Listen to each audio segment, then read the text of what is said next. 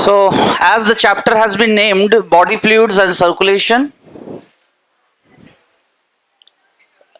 number of expected questions at most 4 from the chapter, and indeed I am going to deal the chapter with two parts because we have got two circulatory system indeed in the body, and rather due to its unique functioning it has been better termed as postman of human body.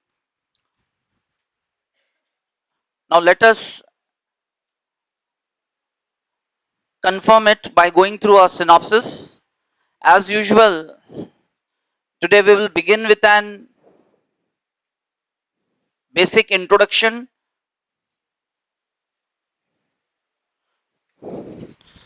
then simply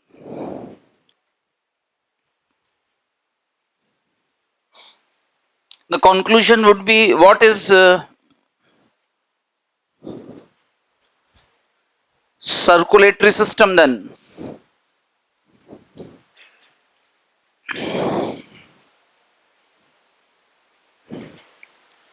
Then accordingly we are going to experience regarding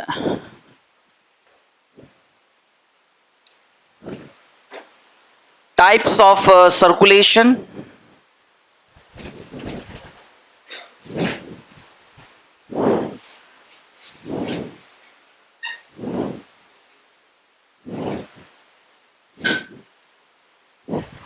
open circulation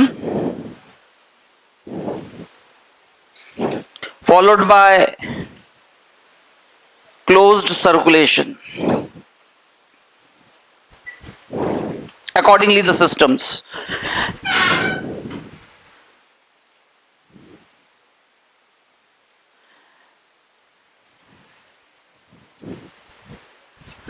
So the part 1 of the chapter what we will deal is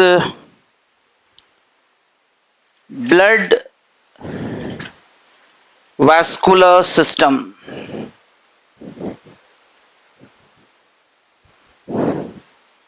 Blood vascular system.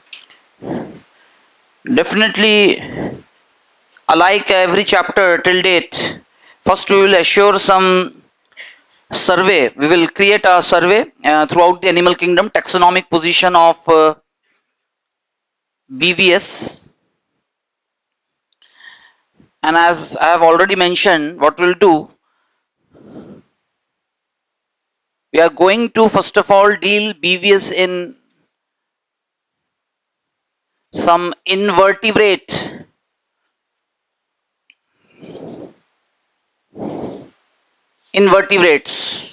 and that will be the two reference member. Again, earthworm एनालिटा को represent करता हुआ और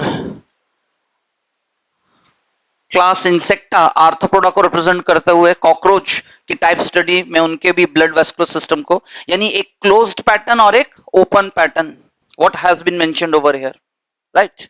So the sequence of the chapter will begin with an introductory discussion. Finally, we will settle down with answering the definition of circulatory system, and thereafter we will go with types of circulation. There are many other things which are not being mentioned over here, but we will start our discussion with the definition and concept of body fluids today indeed, and as the chapter has been named. तो इस chapter के बिल्कुल introductory paragraph में ये सब कुछ पहले ही mentioned है बहुत ही precise way में, as usual जो NCERT का nature रहा है हमेशा, बट उन्हीं बातों को थोड़ा सा हमें decode करना है डिटेल में. Then we will move and insert peep into circulatory system, a system of transportation to achieve the ultimate aim of moving the various substances. क्योंकि लास्ट क्लास जो टॉपिक हम डिस्कस कर रहे थे, we have started with this statement only कि already we are already assured कि हमें एक बेसिक कंसेप्ट पता है कि थ्रू आउट बॉडी एक पार्ट से दूसरे पार्ट में चीजों का मूवमेंट हो रहा है, but while the substance are moved, some substances are left out as a surplus. They have a tendency to get accumulated or unused. कहीं का प्रोडक्ट कहीं पहुंच जाता है unwantedly. So that situation is dealt under that mechanism and ability to attain homeostasis, what we have learned called excretion. But excretory system do depend on one of the parameter of the body, what we have mentioned in the biostatistics of kidney renal supply जो था, उसमें मैंने cardiac output की बात कही थी. तो what is cardiac output? It is one of the body's parameter as a result of functioning of a pumping action of organ called heart. What is heart? A component of BVS. तो today we are indeed on that topic कि खुद blood vascular system क्या है. It's a type of circulatory system following some rules and regulation, and if it is there, it has been constructed, we have to learn it in human body again. But before dealing with human body as a specimen reference member, why not to have a taxonomic position of BVS throughout animal kingdom?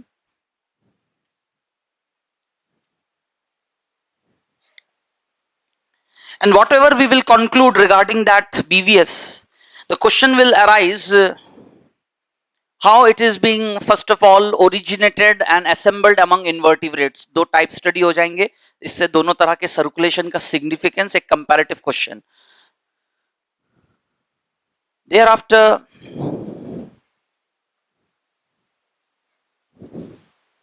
we will be interested in understanding the components of BVS. Components of BVS. And being closed, हमें तो closed circulatory system का ही पढ़ना है, made up of 3 vital components. Point to be noted: blood vessels, and at last regarding heart.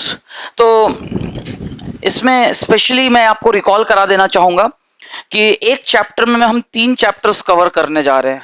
How it possible? जो ये blood लिखा हुआ है, इसके आगे लिख के रखें, रिफर एनिमल हिस्टोलॉजी. जो यूनिट था, that what I have mentioned in the beginning of the session when I started. Animal tissues पढ़ाते हुए मैंने इन जनरल टिश्यू का स्टार्टअप दिया, introductory aspect, then concluded alike बिल्कुल इसी तरह से पूरे एनिमल किंगडम में टिश्यू कब, कहां, कैसे बना, कैसे ओरिजिनेट हुआ, कितने तरह से बने, और फाइनली अल्टीमेटली बेस्ट टिश्यू को स्टडी करने के लिए वर्टिब्रेटा बॉडी को रेफरेंस लिया जाए कॉर्डेट्स में, and that is none another than the mammalian body. Course में हमें ह्यूमन बॉडी में 18 types of epithelium, 9 types of soft connective tissue, 4 जो कनेक्टिव टिश्यू किसी भी एनिमल बॉडी में वर्टिब्रेट ग्रुप में हो सकता है ना, अपने बेस्ट डेवलप्ड फॉर्म में. तो what I did, I completed with epithelium, 18 तरह के epithelium including glandular epithelium, followed by connective tissue. उसमें भी सॉफ्ट कैटेगरी. कौन सी कैटेगरी? कनेक्टिव टिश्यू 3 तरह से पढ़ने हमें, सॉफ्ट, हार्ड एंड लिक्विड. तो सॉफ्ट पढ़ा दिया 9 टाइप के. Then I started with the hard connective tissue, bones and cartilages, और वो पढ़ाने के बाद तुरंत I have just switch on to the topic of human physiology thereafter. और उसमें मैंने रेफरेंस में लिया सबसे पहले स्केलेटन. क्या पढ़ाया? Then I just jump back, फिर से मैं एनिमल हिस्टोलॉजी पे आया. We discussed regarding muscular tissue and its types. तीनों तरह के मस्कुलर टिश्यू क्या है, सारे बातें. But among them which muscular tissue has been chosen by nature to design the muscular system. यानी अगेन फिर से मूवमेंट, लोकोमोशन पे जंप बैक किया और मस्कुलर सिस्टम डिस्कस किया. That's how I have completed. तो 3 तरह के टिश्यूज मैं पढ़ा चुका हूं, एपिथेलियम, सॉफ्ट, हार्ड और मस्कुलर टिश्यू. अब सॉफ्ट कैटेगरी में क्या रह गया था? Liquid category. कौन सी category? That I would have mentioned over there कि, और एनसीईआरटी में भी ऐसा लिखा है, the details of blood and lymph are better dealt in chapter 18, 20, जो भी चैप्टर नंबर है ये यहाँ पर. द रीजन इज 17, 18 या 18, 19 ऐसा कुछ, क्योंकि ब्लड का एक कंपोनेंट रेस्पिरेटरी सिस्टम के लिए काम करता है. क्वेश्चंस का कोलैबोरेशन कैसा होगा? That is RBC, that is, और उसका क्या नेचर है, खुद आरबीसी का क्या स्ट्रक्चर है, उसमें मौजूद हीमोग्लोबिन की क्या केमिस्ट्री है, and that what it makes it truly to act as a unit, functional unit of respiratory system. Structurally वो सर्कुलेटरी सिस्टम का हिस्सा है, जैसा कि हम देख रहे हैं, क्योंकि ब्लड में पाया जाने वाला RBC one of the most typical mammalian cell in abundant number. शरीर में ट्रिलियंस ऑफ सेल्स में जो है सबसे ज्यादा नंबर इसी सेल का है, ब्लड में पाए जाने वाले RBC. But very unique typical mammalian cell. The reason is having eukaryotic setup but with prokaryotic organization. उसका वर्क नेचर कुछ ऐसा है. तो कुछ ऐसी बातों को हम इस चैप्टर में डिपिक्ट करेंगे और उसके नेचर को समझेंगे, जो आने वाले दिनों में रेस्पिरेटरी सिस्टम समझने में हेल्प करेगा. सबको आ रहा है लिंक समझ में, कैसे कैसे चीजें इंटरवोवन हो रहे हैं थोड़े से, है ना? तो ब्लेंड कर रहा हूं, मिक्सअप नहीं कर रहा हूं जिससे आप बाद में परेशान हो। इसलिए ध्यान दीजिए, मैंने लिखवा दिया है ब्लड रिफर एनिमल हिस्टोलॉजी। देखा जाए ब्लड पढ़ते हुए तुम इस चैप्टर के भी क्वेश्चन कवर करोगे और basic animal histology liquid connective tissue के भी क्वेश्चंस। किसी को कोई डाउट? सबको आ गया समझ में? इस बहाने से वो भी कवर हो जाता है। Then we will discuss about the 3 typical blood vessels, arteries, veins, capillaries को कंपेयर करेंगे। उनका कुछ पैटर्न क्वेश्चन आते हैं बेहतरीन, तो वो मैं बिल्कुल टेबल बना के डायग्राम्स के साथ बताऊंगा। Then we will move with the main gist of the chapter and that is nothing else, simply heart.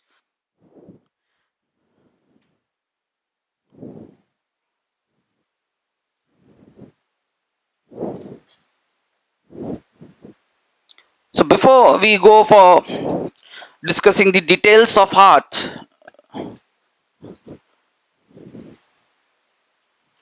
This is now NCERT special. अब एनसीईआरटी में थोड़ा अलग हेडिंग देकर इस बात को डिस्कस किया गया, बस उसको समझ लेना होगा मैं इसको कैसे लिखवा रहा हूं। Why not to have a close comparison, है ना, वर्टिब्रेट्स हार्ट,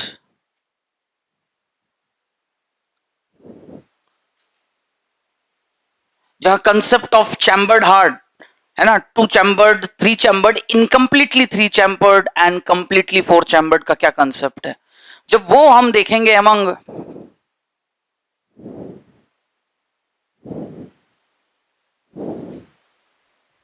पीसीज,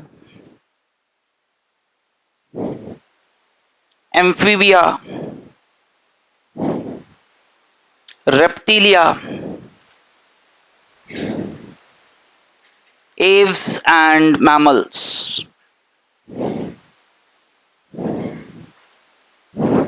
वो पूरा कंपेयर करने के बाद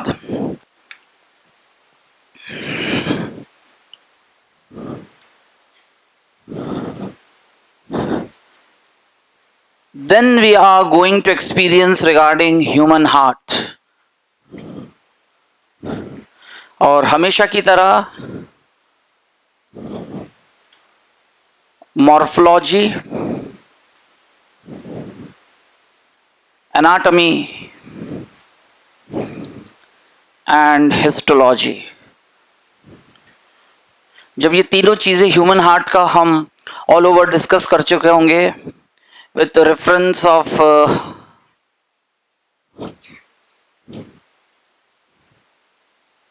a special reference of an internal structure, valves of heart। ये क्वेश्चन ओरिएंटेड टॉपिक है।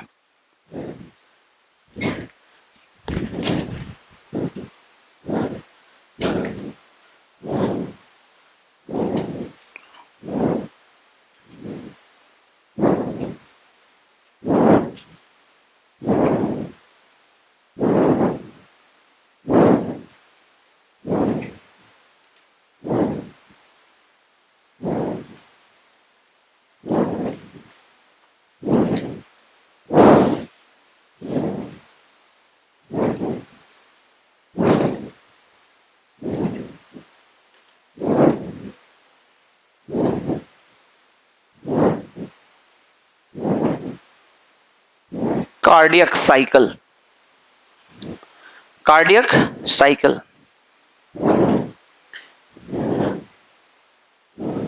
soon thereafter we'll conclude that it's the result of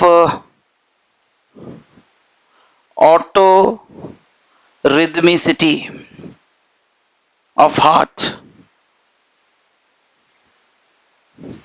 It's the autorhythmicity of heart which, when being studied outside the body, the technique is called electrocardiography। We'll deal with ECG। Are you getting the sequence, everyone? The chapter will start with a very usual concept of body fluids and what do you mean by circulation. Together they make circulatory system and types of circulation, and thereafter the first part of the chapter, है ना, ये तो 11th portion है। Blood vascular system, taxonomic position, सब कुछ देखने के बाद 2 reference members, components of VVS in general, इन दोनों के बारे में तो बात करेंगे, लेकिन ये पढ़ाना एक्चुअली अगले और एक चैप्टर का हिस्सा जो है कहीं ना कहीं पार्ट कवर करना है. But thereafter something regarding blood vessels. When we'll talk about heart, first of all, let us compare with close vicinity among the vertebrates, beginning with PC still mammals. Where the difference lies, क्योंकि उसका और types of circulation का एक inbuilt connection है. Heart का chambered condition कैसा है वो डिसाइड करेगा. खुद क्लोज सर्कुलेटरी सिस्टम सिंगल होगा, इनकम्प्लीटली डबल सर्कुलेशन होगा कि डबल सर्कुलेशन होगा. That what actually I mean. उस बात को कवर करने के लिए मैंने ऐसा हेडिंग देके बताया एनसीईआरटी स्पेशल. अब एनसीईआरटी में ये डिस्कशन 3 अलग अलग जगह डिस्क्रीट वे में किया है, एक साथ नहीं किया हुआ है. एक हेडिंग ही दिया है, पैराग्राफ अलग से, डबल सर्कुलेशन. तो वो सब मैं एक जगह कंपाइल कर दूंगा अंडर दिस हेडिंग कंसेप्ट, है ना. And then human BVS made up of those 3 components. उसमें मेन जो फंक्शनल पार्ट है human heart with its morphology, anatomy and histology. तो हिस्टोलॉजी इसलिए तभी तो ऑटोरिथमी समझ में आएगा क्योंकि हिस्टोलॉजी में हमें खास लेयर के बारे में बात करना है, मायोकार्डियम. कौन सा layer? Made up of cardiac muscles. यहां वो सही मौका है. Cardiac muscles, how it is different from striated and unstriated. उसकी जो 5 यूनिक प्रॉपर्टीज हैं उनको हम यहां एक्सपीरियंस करेंगे. आ रहा है सबको समझ में? Finally what it will make the heart to perform its activity, that's a cyclic action again, a rhythmic action to be performed due to the myogenic nature. What nature? The whole conducting system of the heart is by virtue of its myogenic nature, जहां special nodal tissues modified है to perform that rhythmic action, thereby making the heart to behave throughout life as an EMF, as an. So what's that role? कैसे heart एक dipole की तरह काम करता है, कैसे हमारा हार्ट पेरिकार्डियम के साथ एक कैपेसिटर जैसा अरेंज रहता है. कैसा अरेंज रहता है? जो फिजिक्स में पढ़ते हो ना, we will use those concept, capacitors, dipole और ईएमएफ, नेचुरल बैटरी का जो नेचर है. आप देखोगे तो अंडरस्टैंड ईसीजी कैसे law of conservation of energy हमारे शरीर में मेंशन होता है. Why in NCERT is being mention कि 3 लीड्स का इस्तेमाल होता है स्टैंडर्ड ईसीजी में, और उन तीनों लीड्स को पर्टिकुलरली उसी डायरेक्शन में क्यों लगाया जाता है, 2 in the wrist and 1 the left side. वो तो एक तरीका है, जरूरत पड़ने पे यहां लगा के कमर के यहां भी लगाया जा सकता है, to generate a triangle, to generate a. And that's how the ECG machine works on one of the basic principle which has been named after the name of the inventor who has designed that device, Inthoven, Sir William Inthoven, Inthoven's triangle law. क्या पढ़ेंगे हम लोग? So that is all about ECG. Finally आगे move करेंगे.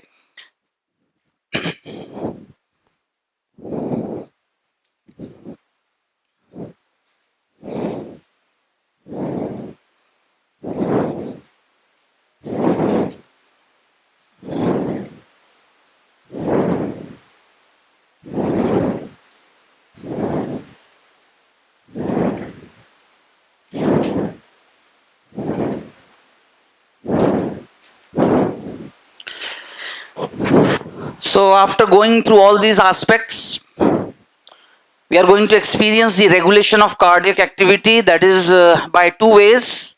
One is neural and another is hormonal.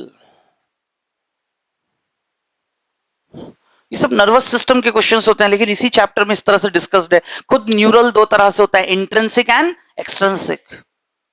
ठीक है, further चीजें आगे बता दिया जाएगा.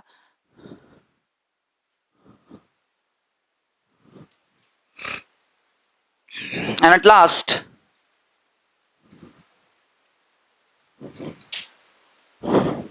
disorders of BVS, या इस हेडिंग ऐसा दे सकते हैं आप, कार्डियोवैस्कुलर डिजीजेस.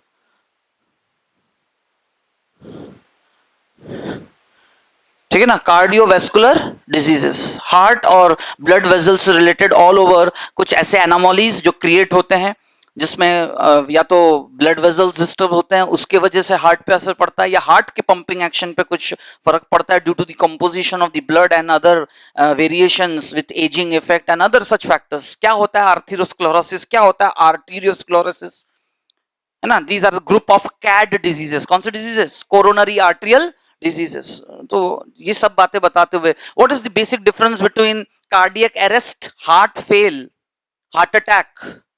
सबको आ रही है मेरी बात समझ में? एन एंजाइना पेक्टोरिस एंड चारों ऑप्शंस दे देंगे, 4 क्वेश्चन ऐसे ही बन सकते हैं, डिफाइनिंग डिफरेंट डिफरेंट कंडीशंस में ऑप्शंस चेंज हो जाएगा। तो जो भी है बड़े नजदीक से इसको फाइनली देखेंगे, but still I am not ended with the topic, that was the first part of the chapter. But इसी चैप्टर में आप देख सकते हैं एक छोटा सा पैराग्राफ मेंशन्ड है, लिम्फ, टिश्यू फ्लूइड। तो वो लिम्फ भी बोल रहे हैं, टिश्यू फ्लूइड भी, इसलिए तो बेसिक शुरू से कंसेप्ट स्टार्ट करेंगे, है ना। बॉडी फ्लूइड का कंसेप्ट आज आप बहुत अच्छे से एक्सपीरियंस करोगे, बड़ा इंटरेस्टिंग और फिनोमिनली है, उसको मैं डायग्रामेटिक प्रेजेंटेशन से स्टार्टअप दूंगा। लेकिन यहां तक सबको पहले क्लियर हो गया है कि how we are going to conduct now.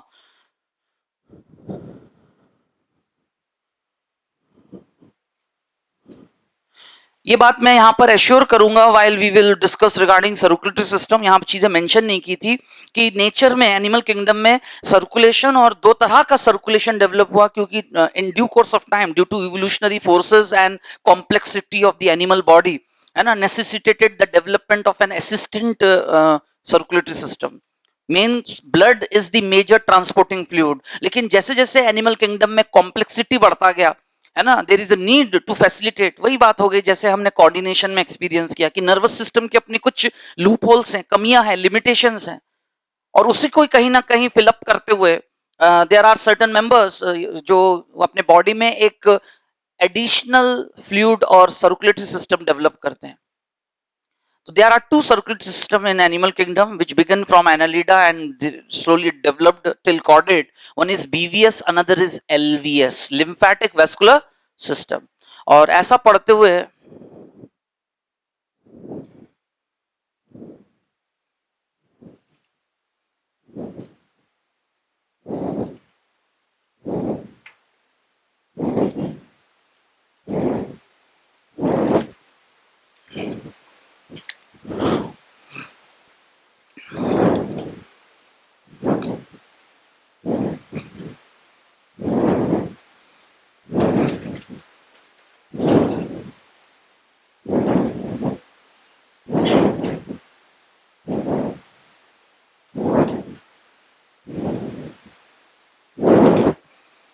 12th NCERT chapter human health disease, उसका 50% 60% टॉपिक जो है that's on immunity, that's on.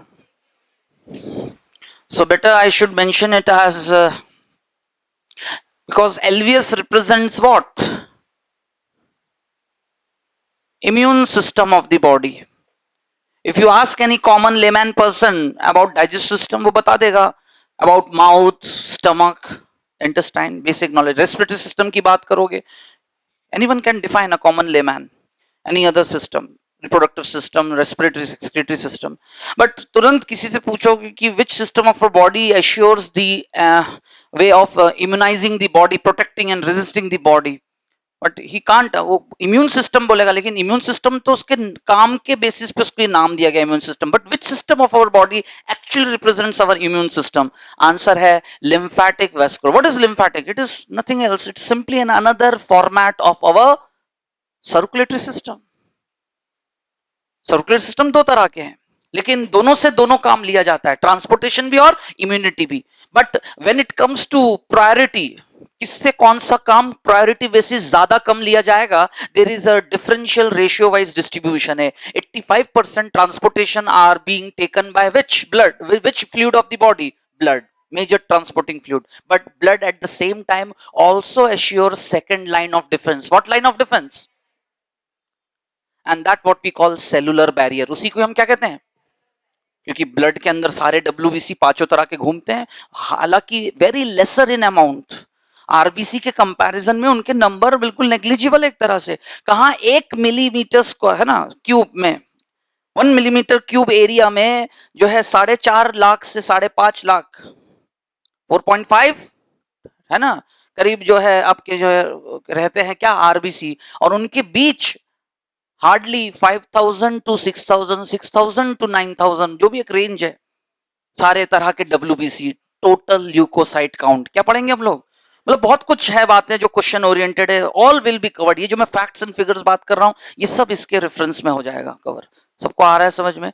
तो ये दिख तो ऐसा रहा है, लेकिन it will cover a variety of questions.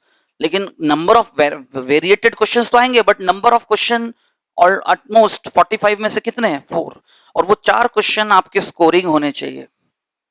मेरी बात आ रही है समझ में? मतलब हम ऐसे को नेग्लेक्ट नहीं कर सकते, हमें ऐसा पढ़ना है कि ये जो कुछ टॉपिक्स हैं which are interesting, which could be learn conceptually, वो आपके स्कोरिंग होने चाहिए और वो नहीं छूटने चाहिए। कुछ टॉपिक्स ड्राई होते हैं, अपने खुद के ह्यूमन एरर से गलतियां हो सकती है, ठीक है, लेकिन जो टॉपिक्स से हम पढ़ के अक्सर सबसे ज्यादा क्वेश्चन अटेम्प्ट करके फ्रूटफुली स्कोर कर सकते हैं, उन टॉपिक्स को तो इतना स्ट्रांग करके रखना चाहिए कि 4 आए चाहे 5 आए चाहे 2 आए, एक भी क्वेश्चन नहीं छूटेगा। मतलब that should be the temperament of a preparing as a medical aspirant. मेरी बात आ रही है सबको समझ में? तो ये टॉपिक कुछ ऐसे ही हैं। सो पार्ट 2 इसी चैप्टर के थ्रू कंसेप्ट, जिसमें मैं लिम्फ एक टिश्यू फ्लूइड की तरह कब कहलाता है और उसका क्या रोल है, क्या नेचर है, वो सारी बातें कवर करूंगा at edge with reference with lymphatic vascular system. मैंने लिखा ही है, 12th एनसीईआरटी का टॉपिक भी एक्चुअली कवर हो जाएगा, human health disease, immune system, basically immunity and its types, और खुद पूरा LVS like BVS made up of 3 components: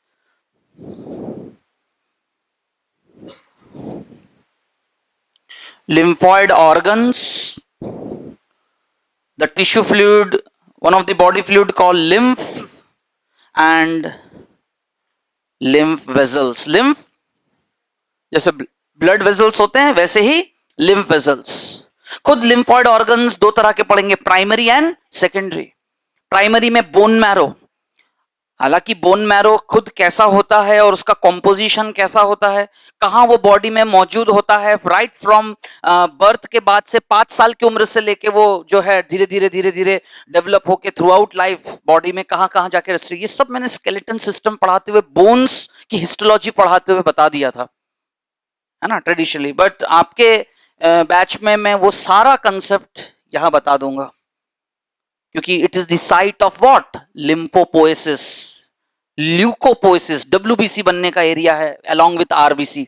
हीमोपोएसिस क्या बोल सकते हैं, blood formation. It is of haemopoiesis खुद 3 तरह के होते हैं, इराइथ्रोपोएसिस, ल्यूकोपोएसिस, थ्रोम्बोपोएसिस। थ्रोम्बोपोएसिस मतलब प्लेटलेट्स बनना, ल्यूकोपोएसिस मतलब डब्ल्यूबीसी बनना, और इराइथ्रोपोएसिस मतलब, लेकिन उस इराइथ्रोपोएसिस के बारे में कहां बात कर लेंगे, अब आ रहा है सबको समझ में? मतलब बहुत कुछ, बहुत ऐसी बातें जो कि अलग अलग जगह एक्चुअली डिस्ट्रीब्यूटेड है, वो सब कंपाइल करके, क्योंकि whenever I teach, my main aim is कि मैंने 45 में से कितने क्वेश्चन आपको हर लेक्चर में प्रोबेबिलिटी वाइज कवर करा है by mentioning the importance of the chapter, और किस चैप्टर का कहाँ कंसेप्ट कहाँ आके ब्लेंड हो रहा है। क्योंकि finally when you will be there sitting with your self study position पे हो आप प्लानिंग के साथ, तो कल आप खुद अपने लेवल पे ऐसे कंपाइल कर सके चीजों को। That is the best way to manage the time at last. ठीक है ना? एक होता है ऑर्थोडॉक्स स्टडी, पहली बार पढ़ते हैं और कुछ नहीं पता, हम पढ़े जा रहे हैं चीजों को ऑर्थोडॉक्स वे में, जो जहां है वही पढ़ रहे जा रहे हैं, ब्लेंड नहीं करता। और एक होता है कि थोड़ा बहुत आइडिया हो तो हम चीजों को ब्लेंड करते हुए चले थ्रू आउट द प्रिपरेशन। तो फाइनली ये सारे एस्पेक्ट्स इसमें कवर करेंगे with reference to specially 3 topics. यानी इस चैप्टर की अगर बात करें, ये सब तो जो भी मैं बताऊंगा ही, जिसमें लिम्फ लिखा है तो लिम्फ टिश्यू का वो पैराग्राफ कवर होगा, उसमें बहुत बारीकी से एक बहुत अच्छी बात लिखी हुई है जिसको समझना पड़ेगा, which proves that lymph is non circular. Lymph is, ठीक है ना, नॉन सर्कुलर टिश्यू फ्लूइड है वो, जबकि blood is a circular tissue fluid. तो उस बात को साबित करने के लिए हम डिस्कस करेंगे। बट पूरे चैप्टर में अगर मैं अचानक बात करूं, ये तो हो गया एनसीईआरटी बेसिस 11th पोर्शन यहां तक, लेकिन जैसे ये शुरू होगा और जिस कॉन्टेक्स्ट में हम बात कर आगे डिस्कस करेंगे, मेरा कहने का मतलब है पूरे चैप्टर का 50%, इस चैप्टर का 50% यही टॉपिक है। क्योंकि बाकी 50% क्या है, 5 category of diseases, let me make you recall, protozoal, bacterial, viral, helminthic, fungal. सब कुछ पढ़ने के बाद एक क्वेश्चन, सारे कैटेगरीज के 10-10 बीमारी एनसीईआरटी में 3-4 सबके डिस्कस्ड है, हर कैटेगरी में 10, इससे ज्यादा नहीं पढ़ने की जरूरत है। मेरी बात आ रही है समझ में? ऐसे तो कितने बीमारी हैं, पढ़ते रहो, लेकिन नहीं, आपको 10-10 सब कैटेगरी में पढ़ा दिया जाएगा, उनकी लाइफ साइकिल, ट्रीटमेंट, सिम्टम्स जो भी है बता देंगे। लेकिन प्रोटोजोअल में मलेरिया सबसे इंपॉर्टेंट, वो एक क्वेश्चन, ऐसे सोचो अब 5 पढ़ने के बाद भी एक क्वेश्चन आ गया तो आ गया, नहीं तो मलेरिया से एक क्वेश्चन आना है, प्लाज्मोडियम लाइफ साइकिल, यस और नो, प्रोटोजोआ को रिप्रेजेंट करते हुए। या तो एक क्वेश्चन एस्कैरियोसिस और फाइलेरिसिस को कंपेयर करते हुए, क्योंकि दोनों ही हेलमिंथिक बीमारी है, यस और नो, सबको मेरी बात आ रही है समझ में? तो उसका डिटेल्स पता होना चाहिए। ऐसे तो सबका पढ़ाया जा सकता है, लेकिन इनके पढ़ के जाना है, क्योंकि एनसीईआरटी में इनका नाम बोल्ड लेटर्स पे लिखा है, सब कुछ मेंशन्ड है, डायग्राम बना हुआ है। सबको मेरी बात आ रही है समझ में? देखो, तैयार कर लो दिमाग को ऐसा। ओके, फिर उसके बाद वायरल कैटेगरी में से एड्स, कौन सा? एड्स। पूरे चैप्टर्स में से 6 क्वेश्चन आने मैक्सिमम। पूरे चैप्टर को 6 हिस्सों में बांट दो। पूरा ह्यूमन हेल्थ, सॉरी, डिजीजेस के 5 कैटेगरी, एक क्वेश्चन प्लाज्मोडियम का, एक एड्स का, एक फाइलेरिसिस, टीनियासिस या एस्कैरिसिस, मिलाकर इन तीनों में से कोई एक। 4 क्वेश्चन 6 में से तो यही हो गए। एक क्वेश्चन आएगा ड्रग्स एब्यूज एडोलेसेंस, उस कैटेगरी से सब कुछ पढ़ने के बाद 5 क्वेश्चन हो गए। और एक क्वेश्चन यहां से, या फिर यहां से कुछ नहीं आया, 2 क्वेश्चन ही आए इस चैप्टर से, 6 क्वेश्चन में से 2 क्वेश्चन इस हिस्से से आ गया। इतना कुछ पढ़ोगे यहां से आ जाए। नहीं तो एक अलग से टॉपिक है, hyper sensitivity allergy, auto immunity और ऑर्गन ट्रांसप्लांटेशन। हालांकि इसका कंसेप्ट लास्ट क्लास मैंने समझा दिया था, लेकिन एक सीधा सीधा टू द पॉइंट पढ़ाया था मैंने। एमएचसी के बारे में कोई बात नहीं की थी, कुछ नहीं, वो सब यहां बताएंगे, ज्यादा बेटर एंड रहेगा। सबको मेरी बात आ रही है समझ में? क्या है एमएचसी, वो कैसे डिजाइन होता है, क्यों वो डिफरेंस ला देता है 2 लोगों के बीच, जिसकी वजह से एक व्यक्ति एक्स का इम्यून सिस्टम दूसरे व्यक्ति वाई के बॉडी के किसी पार्ट को एक्सेप्ट करने में 100% तैयार नहीं होता, thereby offering a rejection, CMIR, cell mediated immune response. तो वो बात मैं आपको वहां प्रूव करूंगा। सबको आ गया समझ में ये पूरा कंसेप्ट? हाँ, so let us now begin after going through the synopsis.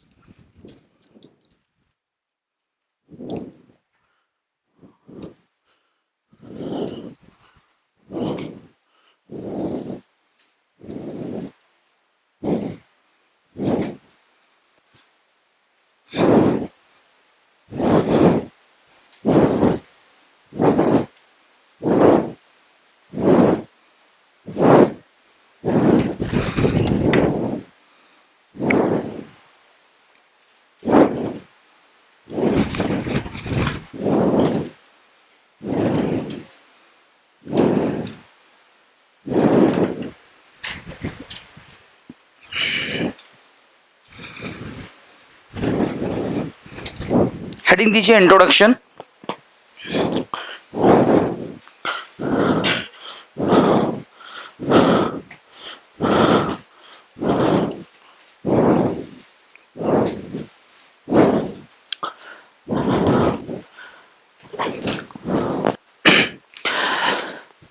एक इंट्रोडक्टरी पहले आप ऐसा पैराग्राफ लिखेंगे, फिर मैं आगे उसको कंक्लूड करूंगा।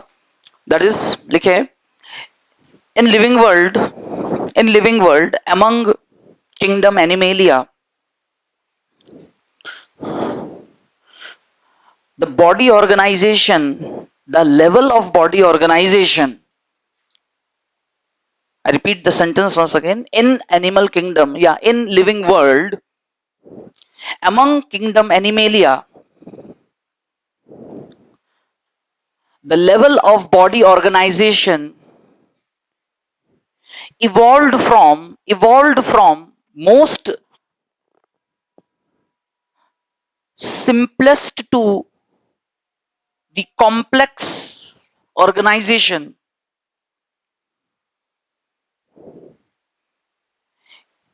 In the living world, among kingdom Animalia, the level of body organization evolved from the most simplest level to the complex organization, thereby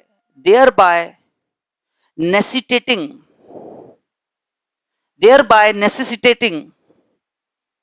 किस बात की जरूरत पड़ गई? thereby necessitating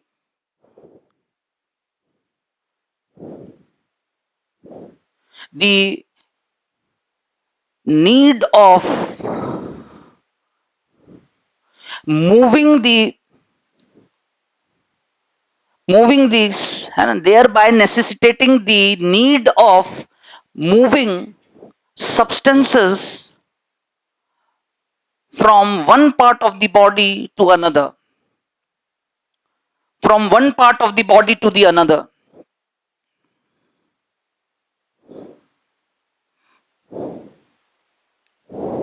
पैराग्राफ चेंज करके लिखे,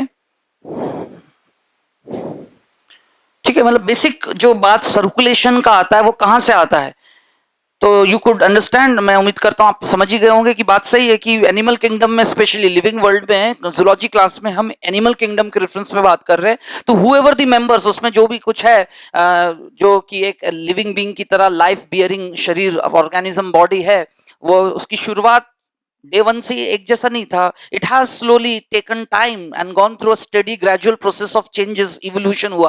तो इवोल्यूशन हर एस्पेक्ट में हुआ। सबसे पहले तो शरीर की बनावट, बॉडी ऑर्गेनाइजेशन, सबसे सिंपलेस्ट मल्टी सेलुलर प्रोटोजो क्या बोलते हैं, पॉरीफेरन स्पॉन्जेस शरीर से लेकर अगर हम बात करें टिल दी कॉर्डेट्स, आपको हर फाइलम के साथ एक्सपीरियंस होगा कि हर सक्सेसिव फाइलम अपने प्रीवियस प्रिकर्सर फाइलम से उन्हीं फीचर्स के साथ थोड़ा बेहतर है। तो ये बेहतर चीज कैसे आया होगा, बेहतर चीज आया लाइफ के प्रोसेसेस को एग्जीक्यूट करने के तरीकों में। So same with the process of what we are going to actually now define about circulation. तो सबसे पहले जरूरत था, शरीर एक सेल का था या बहुत सारे सेल्स का था, एक सेल का प्रोडक्ट दूसरे सेल तक, दूसरे टिश्यू ऑर्गन तक, मतलब एक डिस्टेंस क्रॉस करके अलोंग दी बॉडी, बॉडी के अंदर ही एक एरिया कवर करके पहुंचना, आना जाना, ये जो है ना लगातार मूवमेंट होना, necessitated the need of movement of substances from one part of the body to another. यहां तक आपने लिखा, पैराग्राफ चेंज करके लिखे, now to accomplish such ability by any living body, now to accomplish such ability, बोलो ना ऐसे काम को संपन्न करने का जो एक एबिलिटी, क्षमता आना चाहिए। तो point to be noted, now to accomplish such an ability by any living body in a given environment,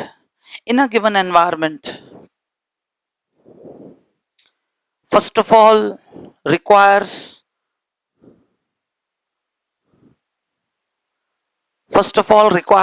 in a given environment, first of all requires a participation of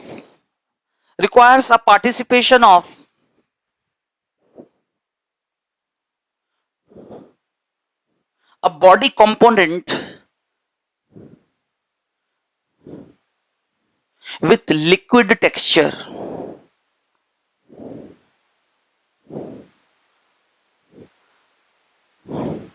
Now to accomplish such an ability by any living body in a given environment needs the participation of a body component with liquid texture to exhibit mobility.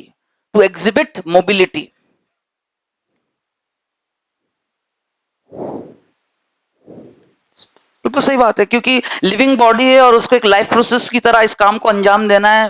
Alike nutrition, respiration, excretion, बाकी सारे जो processes आज तक आपने सुन रखे हैं उसकी तरह ये भी एक life processes, life driven activity है। तो इसको अंजाम देने के लिए शरीर और शरीर के किसी हिस्से को इस काम को अंजाम देना है, तो उसके शरीर का एक ऐसा टेक्सचर, ऐसा एक कंपोनेंट जो कि सबसे पहले लिक्विड टेक्सचर का हो, तभी तो वो मोबिलिटी, जब वो खुद मूव करेगा तभी चीजों को अपने साथ मूव करा पाएगा from one place to another.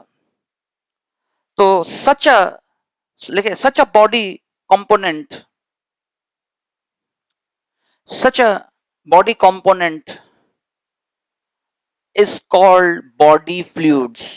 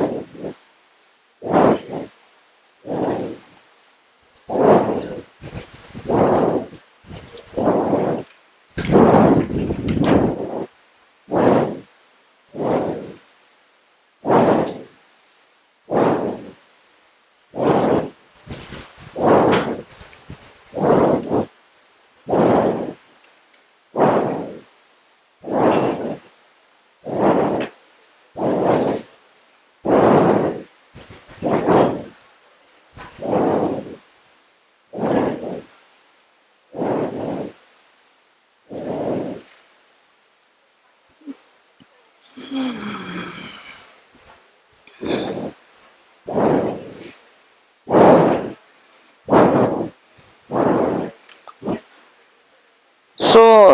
directly talking with reference to the human body as an animal member, straightforward, the body is composed 70% of what? Fluid. Fluid. है ना, द नेचुरल सॉल्वेंट है ना, जो फ्लूइडिटी देता है शरीर को, वो वाटर है. बट वाटर प्योरली मौजूद नहीं होता है. It is present in form of different types of fluid. Water is not, water ही बनाता है, gives fluidity, that's an different. It is a solvent. It is a, water is the solvent, but when it is present in the body, it is present in form of fluids, and body fluid is a solution, is a,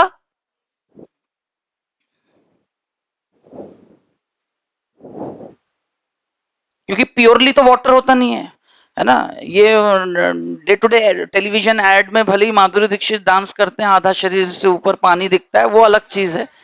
लेकिन this is the actual science, है ना. वो तो water के significance को बताते वो demonstration है. सबको मेरी बात आ रही है समझ में? तो यहां भी मैंने इस तरह का बनाया है, just to make you understand the significance of body fluids. Why the chapter has been named.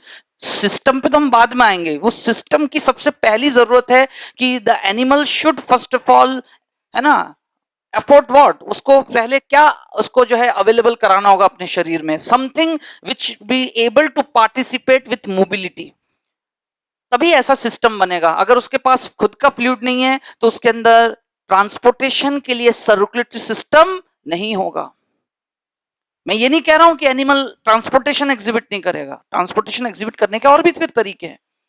That's how we are going to learn the chapter, to try to understand the significance. ये एक presentation था और मैंने अभी अभी जो बात compile की, यस इट्स वेरी ट्रू कि पूरे एनिमल किंगडम में हुएवर द मेंबर, उसका बॉडी का लेवल ऑफ ऑर्गेनाइजेशन कैसा भी हो, सिंपल से लेके मोस्ट कॉम्प्लेक्स, लेकिन समय के साथ जैसे जैसे इवोल्यूशन होता गया, देयर इज अ, है ना, बोलते ना, एक intense need of what, there is an intense need of movement of material from one place to the another part of the body. And that ability is achieved only by presence of some liquid texture component of the body, जो कि खुद mobile हो. Mobile होगा तभी वो इस तरह के काम को अंजाम दे पाएगा. And if it is so, then such a component of the body is called body fluid. This is the rule.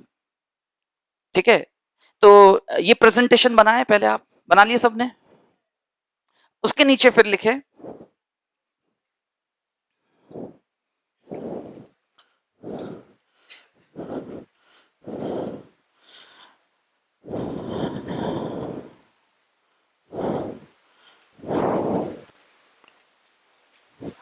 ऐसा लिखे, now in animal kingdom, however,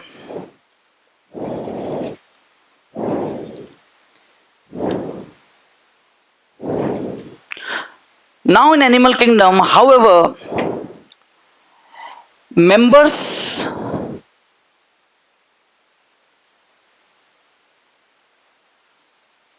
with very primitive body organization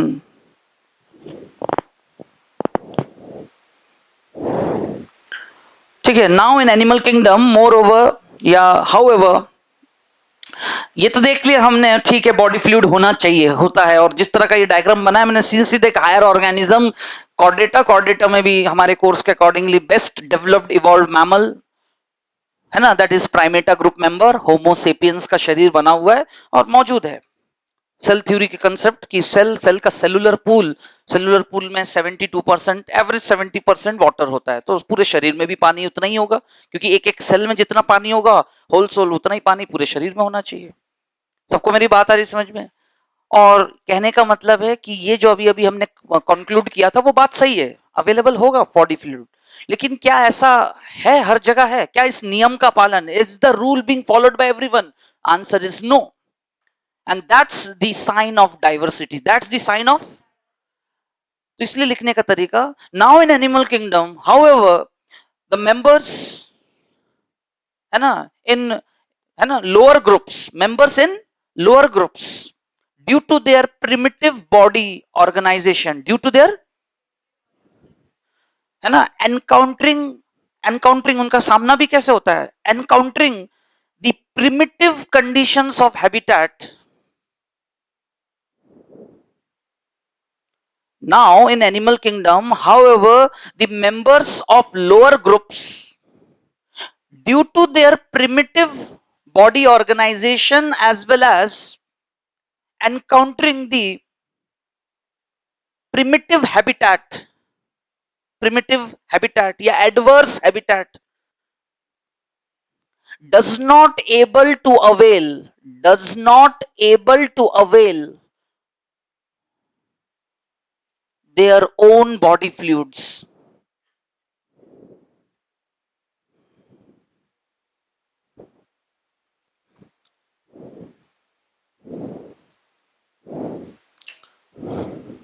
लिखा सबने यहां तक?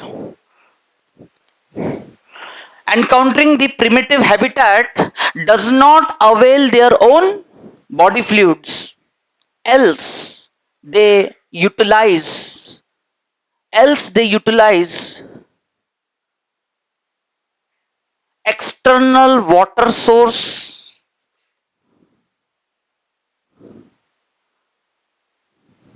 to achieve circulation, to achieve circulation.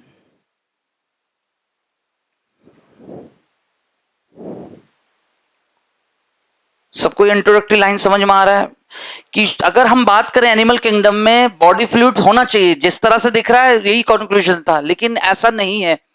When we begin the survey in animal kingdom हमें मिलेगा कि जो लोअर मेंबर्स हैं, यानी सीधा सीधा पॉरीफेरा से शुरू करते हैं, प्रोटोजोआ तो छोड़ो, वो तो outside the animal kingdom member है, भले हम टेक्सोनॉमी में उसको अलोंग विद एनिमल किंगडम पढ़ना चालू करेंगे, बट हमेशा हमारा रेफरेंस पॉरीफेरा स्पॉन्जेस. तो स्पॉन्जेस से लेकर हेलमिन्स तक शुरू के जो 5 फाइलम्स हैं, Porifera, coelenterate, Ctenophora, platy and Nematohelminthes, they are not able to offer their own body fluid, primitive members हैं, बॉडी ऑर्गेनाइजेशन लोअर साइड है, शरीर बना है but not such much developed to execute the presence of their own body fluid. But else क्या करेंगे?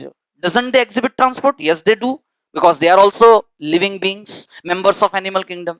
Else they what do, what they prefer, वो क्या कोशिश करते हैं और क्या उनके पास अरेंजमेंट है? दे ट्राई टू, है ना, एक्यूमुलेट, वो अपने अरेंजमेंट से एक्सटर्नल वाटर सोर्स से अपना सर्कुलेशन अचीव कर लेते हैं. यहां तक सबने लिखा? आगे कंटिन्यूटी में उसको कंप्लीट करें, एंड अप करें पूरे डिस्कशन को. दस they have false circulatory system, thus they have false circulatory system, thus they have false circulatory system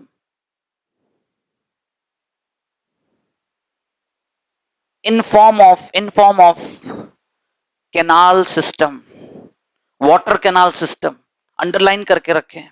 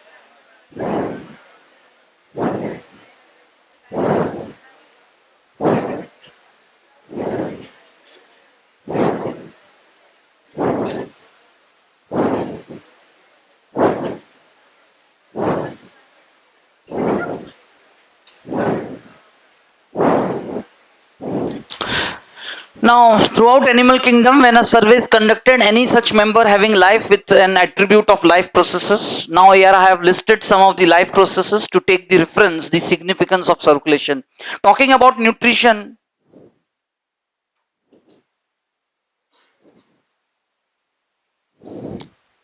what is expected कि इसके लिए मौजूद डाइजेस्टिव सिस्टम, रेस्पिरेशन के लिए मौजूद रेस्पिरेटरी सिस्टम,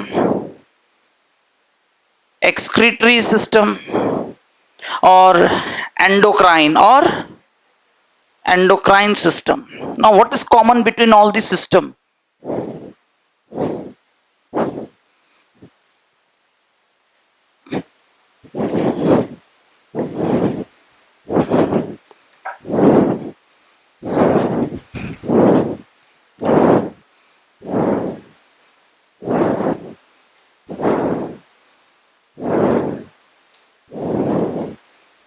ये अपना एक प्रोसेस एब्जॉर्प्शन एकम्प्लिश करते हैं. ये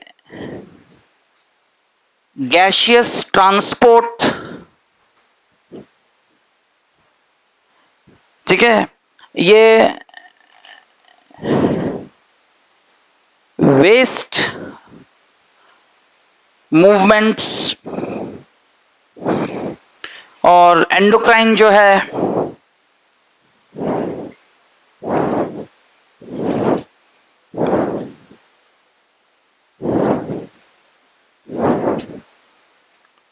hormones movement.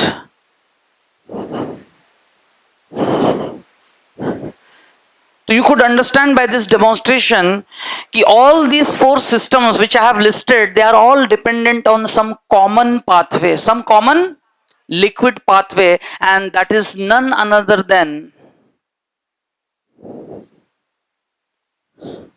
a body fluid. What is that body fluid?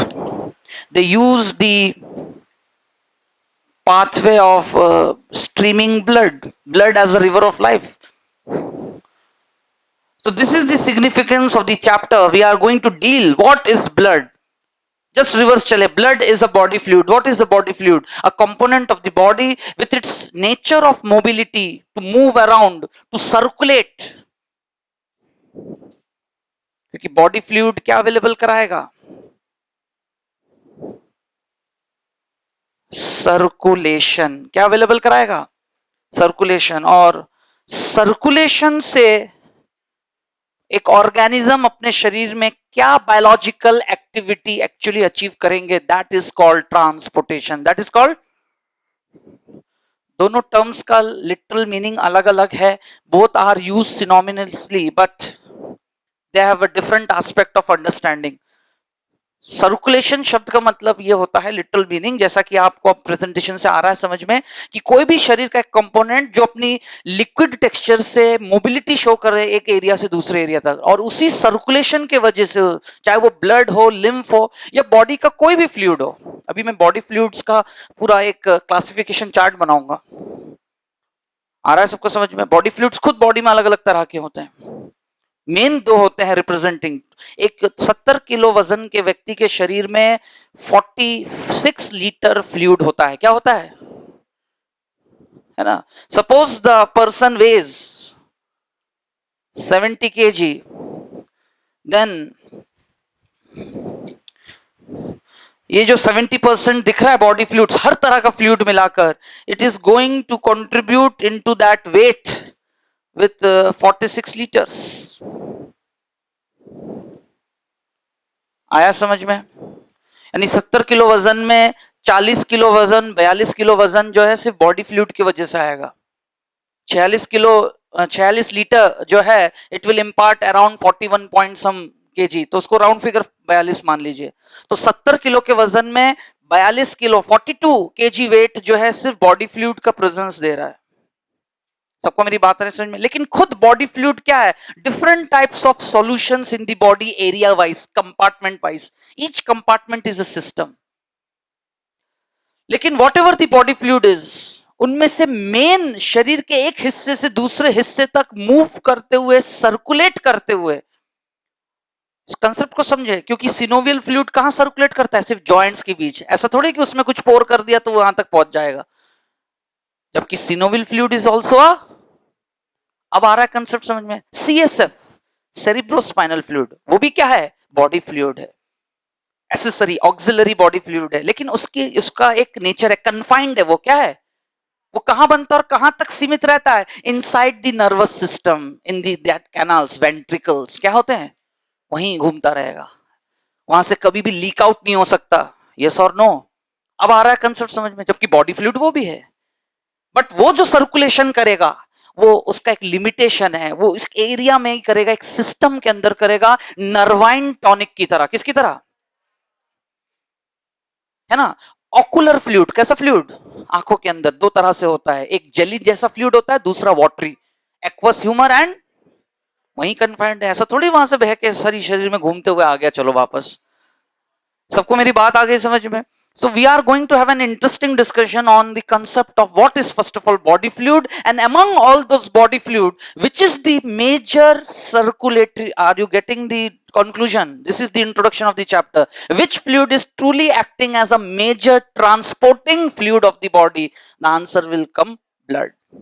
And apart from that, the second in position is the lymph. Is the, because there are some substances which the blood couldn't entertain because it has to maintain its composition with pH, viscosity and specific gravity, and hence it rather do not mix it, can't transport it. तो उनको कैसे move कराया जाए? They are absorbed in the lymph. They are absorbed in the, and that part of the lymph where it is being absorbed, those are called lacteals. Those are called, देखेंगे सब बातें prove होगा, वो तो बस एक लिंक बनाना है पहले धीरे धीरे। तो point to be noted, however the organism member, lower member, higher member, हर किसी के शरीर में ये सब होगा, किसी के अंदर ये सारे काम एक ही सिस्टम कर देता है। Let us take the first, देखो टेक्सोनोमी भी साथ साथ चल रहा है। अरे यस और no? Canal system, the lifeline of Porifera, the lifeline of, एक ही सिस्टम से सारे काम हो जाते हैं। इससे ज्यादा प्रिमिटिव क्या हो सकता है? But it is not the true, it performs transportation but it is not the true circulatory system, because the organism doesn't uses the own, वो तो एक्सटर्नल सोर्स से वाटर को इस्तेमाल करके फ्लश आउट करके बाहर निकाल देता है, और इस दौरान अपनी लाइफ ड्वेलिंग एट्रीब्यूट सारे काम अंजाम दे चुका होता है। सबको आ रहा है समझ में कंसेप्ट? एवरीवन? तो ठीक है, what ever the conclusion, circulation की बात आ गई। And finally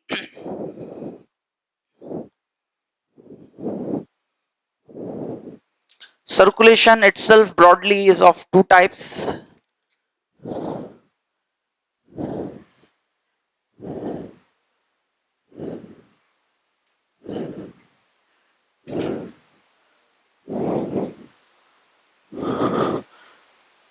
Intracytoplasmic, extracytoplasmic.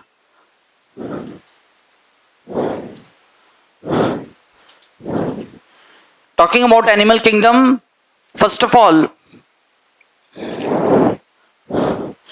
the body fluid, whether present or absent, on that basis circulation is of two types. Circulation तो होगा, लेकिन उसमें जरूरी नहीं कि फ्लूइड जो इस्तेमाल हो रहा होगा वो शरीर का ही हो। बॉडी फ्लूइड होना चाहिए, दिस इज द रूल, जो कि मैंने आपको कंक्लूड कराया पैराग्राफ में। But based on presence and absence of body fluid, based on presence and absence of body fluid, circulation is of two types, intracytoplasmic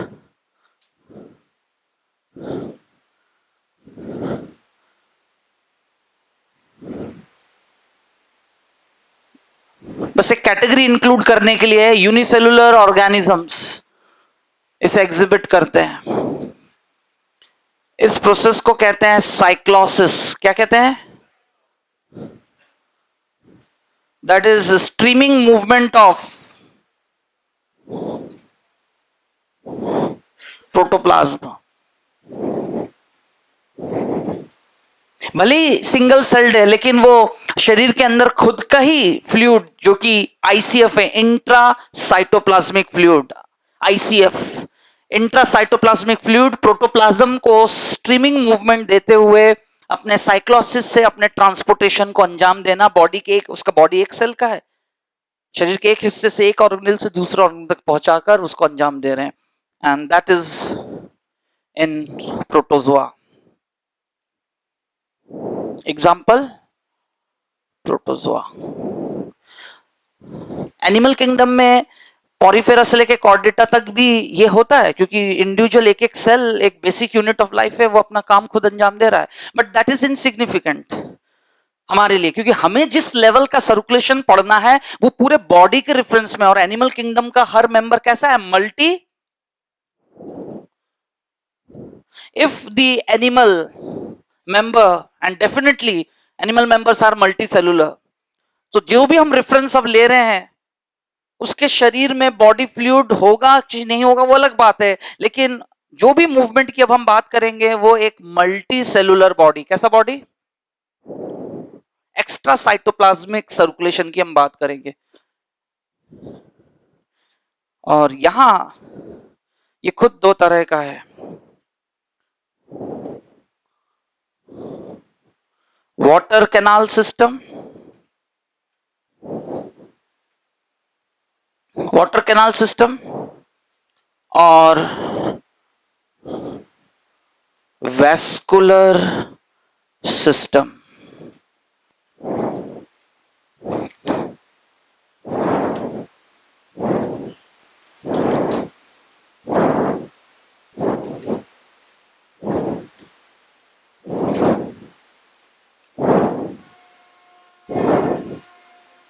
uses water as fluid, जबकि vascular system में have their own body fluid।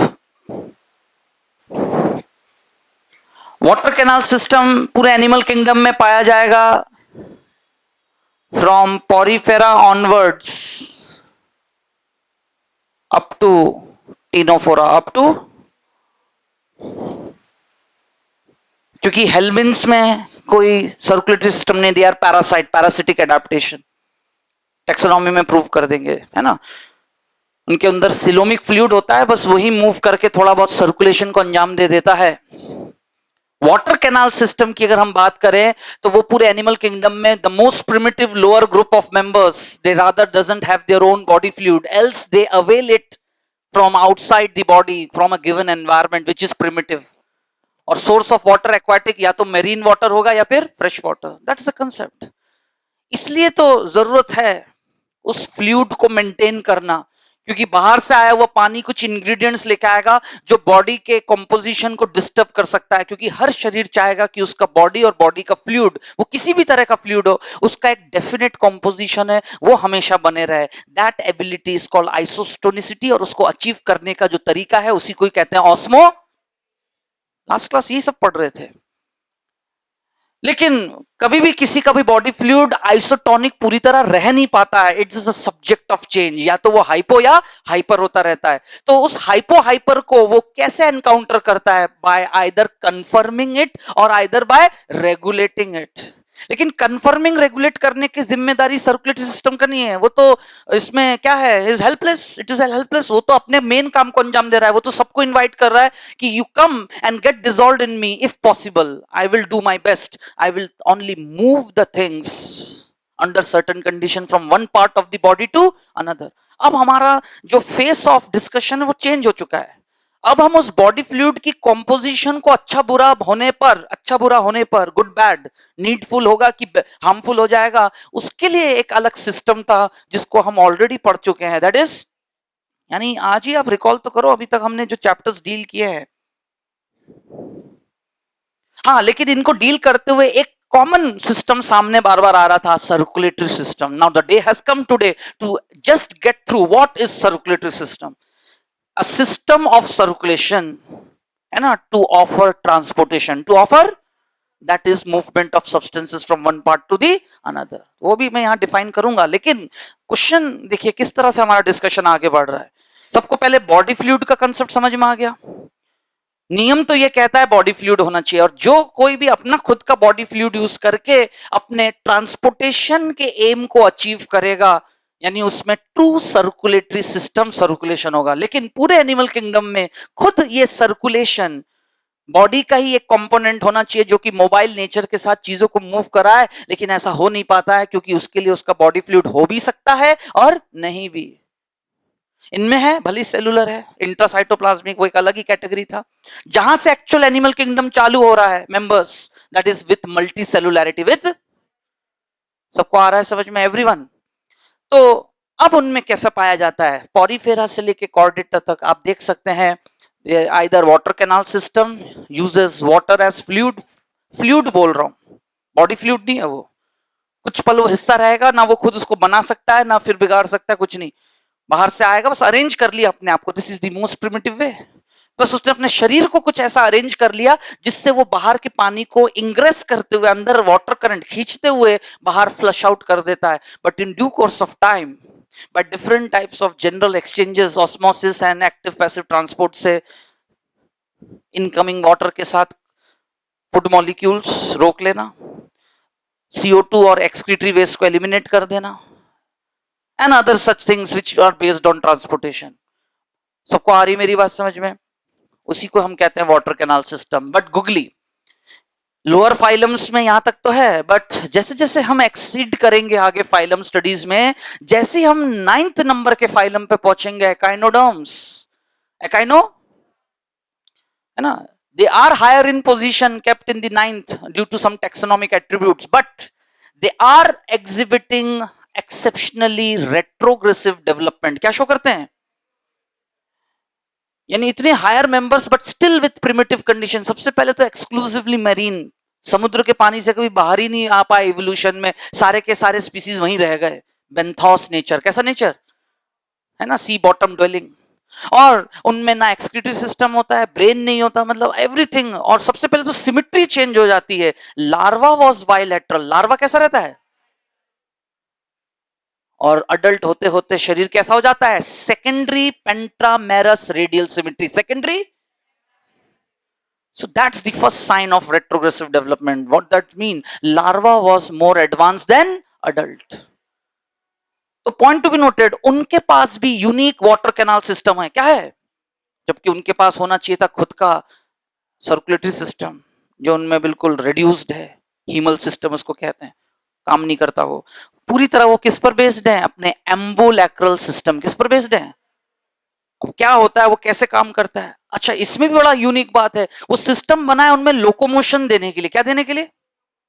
Primary function of the canal system of echinoderm member is locomotion. फिर उसके अलावा transportation, respiration, सारे काम अंजाम दे देता है साथ में, है ना। ये कुछ पिकुलियर पैटर्न क्वेश्चंस है, तो बस इन्हीं बातों को तो आपको गौर करना है पढ़ते दौरान। तो that's we have begin about the types of circulation एक ब्रॉड सेंस में। और वेस्कुलर सिस्टम आप समझ ही गए हैं, मैंने सिनॉप्सिस में हमें दो तरह का वेस्कुलर सिस्टम पढ़ना है, बीवीएस एंड एलवीएस। वेस्कुलर मतलब ही पूरा चैनलाइजेशन होना चाहिए, बॉडी का खुद का टिश्यू मेड फ्लूइड होना चाहिए। तो which is the tissue in nature in due course of evolution which has taken that responsibility of getting into transition और अपने आप को उसका टेक्सचर ही चेंज कर लिया, अपने मैट्रिक्स को सबसे पहले प्लाज्मा बना लिया। क्या बना लिया?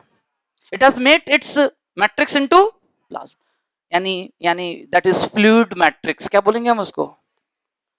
जब मैट्रिक्स ही फ्लूइड हो गया, that's the body fluid going to act as a medium of transportation, as a medium of with a mobility. और उसकी मोबिलिटी को एक्सेल करना, एंटिसिपेट करने के लिए फिर जो प्रेशर चाहिए, पंपिंग एक्शन चाहिए, that's the sign of what? Better and complexity.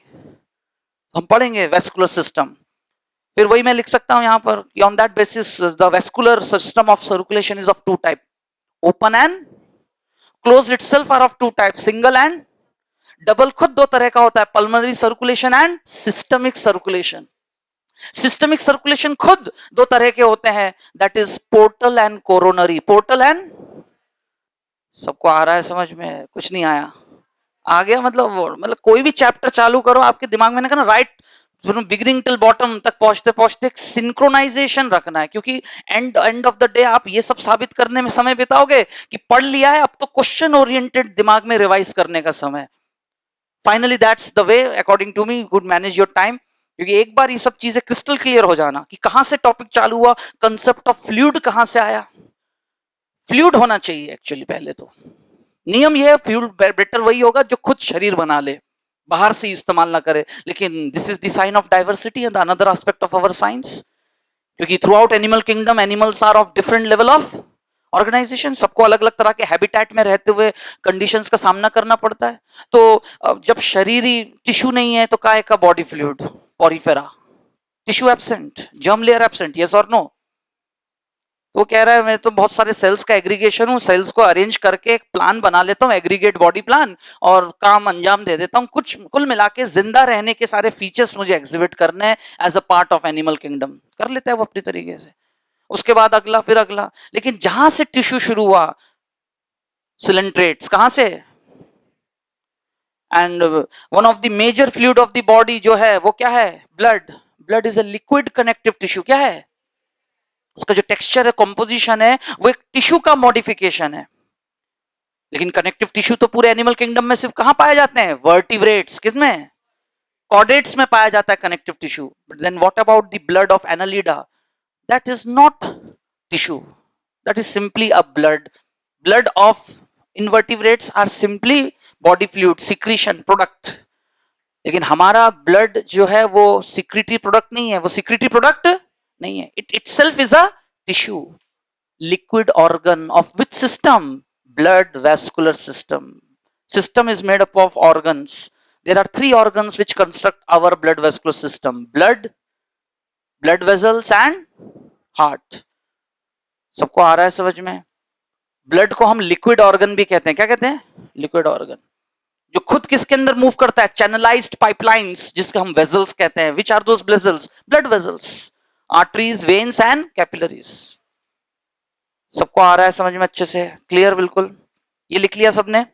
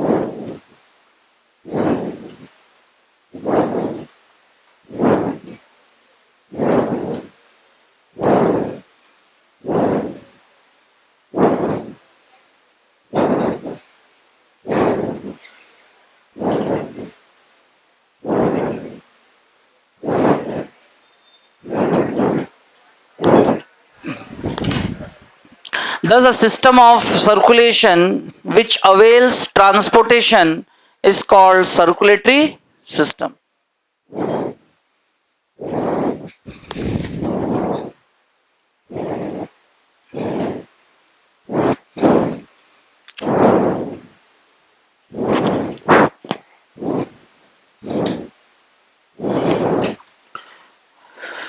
So it's today your homework कि घर पे जाके आप पहले पैराग्राफ को पढ़ के देखिएगा, आपको समझ में आएगा कि उन सारी बातों को किस तरह से मैंने इस फ्लोचार्ट पैटर्न से कंक्लूड किया है।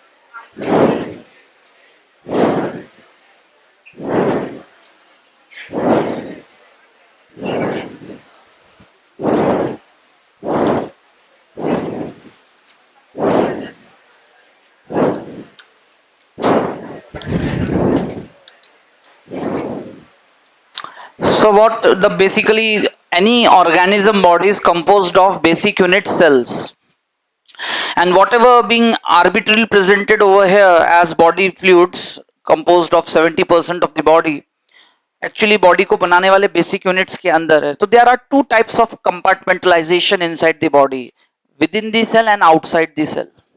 With in the cell and so body fluids, first of all, broadly it is of two types. The whole body fluid in the body is being classified into two broad types,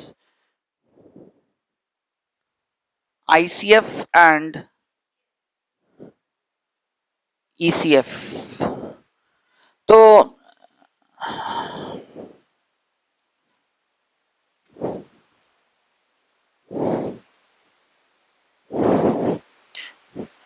the complete protoplasm is what? ICF. So if a human body of 70 kg made up of around 74 trillions of cells, trillions of cells,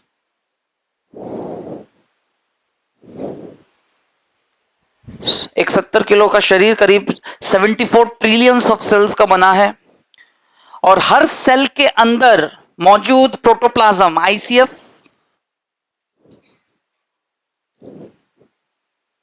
protoplasm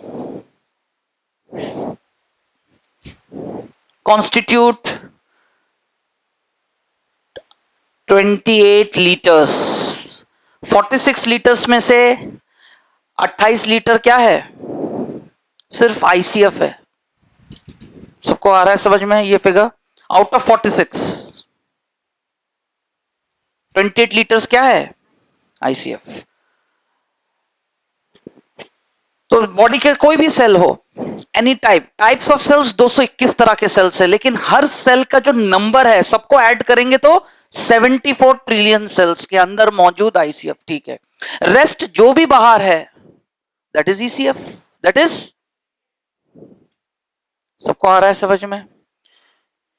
cell के बाहर इस membrane, limiting membrane के बाहर जो भी है वो extra cellular fluid है. अब खुद एक्स्ट्रा सेलुलर फ्लूइड को ही हम कहेंगे एक्चुअली टिश्यू फ्लूइड. क्या कहेंगे?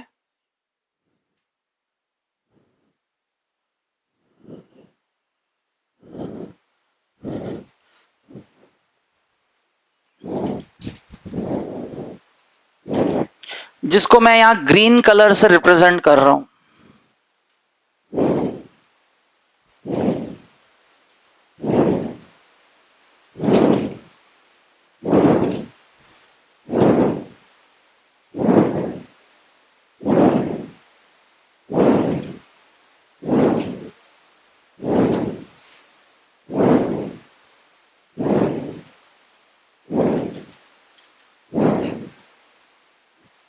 ठीक है, तो जो ग्रीन कलर से ये रिप्रेजेंट हो रहा है that is your ECF. ECF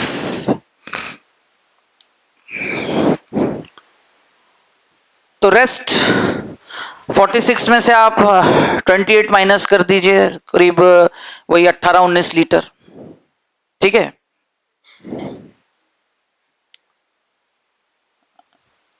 it will be rather 16 liters.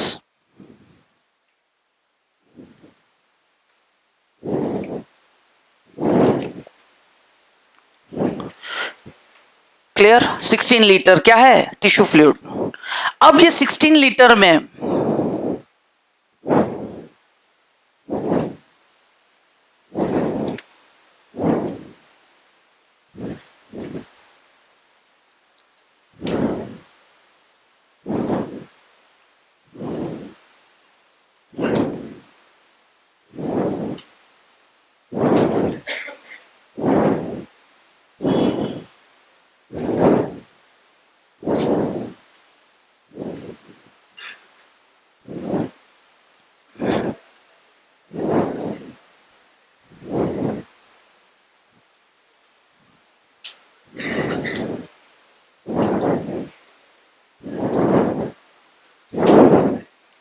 rest this 16 liter could be subdivided into which type of body fluid? 10 liter to 11, 10 liter round figure. Lymph आ रहा है सबको समझ में?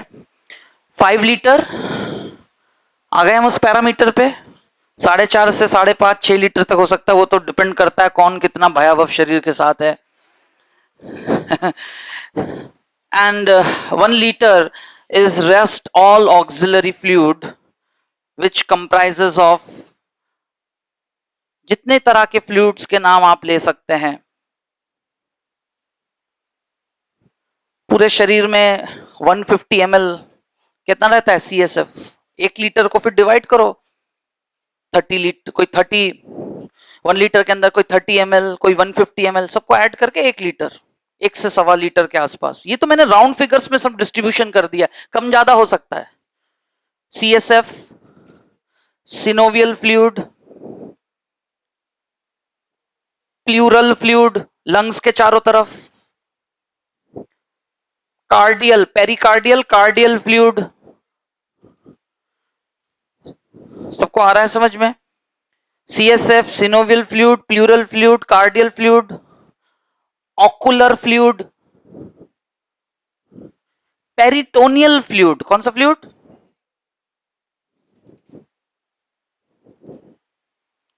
ये सारे rest throughout the body, जितने तरह के भी फ्लूइड्स हैं जो, लेकिन ये सारे फ्लूइड्स क्या है, शरीर में कन्फाइंड है। सिर्फ 2 ही तो फ्लूइड है, एक जो ज्यादा अमाउंट में है लेकिन लेस ट्रांसपोर्टेबल, लेस और नॉन सर्कुलर, और क्योंकि वो शरीर में किसी और एम के साथ धीरे धीरे स्लो स्टेडीली मूव करता रहता है, to impart a vigilance, to impart a देख रेख, पेट्रोलिंग करता है वो अपने 2 कंपोनेंट्स के साथ, B cells and T cells. Yes और नो?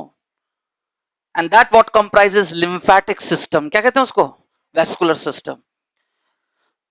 तो जो प्रोटोप्लाज्म है उसको छोड़ दें, बाकी जो 16 लीटर फ्लूइड है सब टिश्यू फ्लूइड है, और वही टिश्यू फ्लूइड कहीं मैट्रिक्स कहलाता है, कहीं फैस्चिया कहलाता है।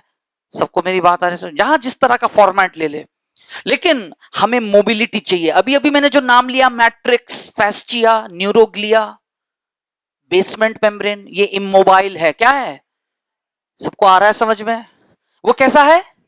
अरे सेल्स के बीच, मतलब ये सेल्स दूर दूर है, मान के चलो किसी एरिया का कनेक्टिव टिश्यू है, तो बाकी एरिया मैट्रिक्स है, लेकिन matrix is immobile, matrix is, basement membrane is immobile, fascia covering connective tissue pack बना के उसका भी मैट्रिक्स, वो क्या है? इमोबाइल। सबको आ रहा है लॉजिक समझ में?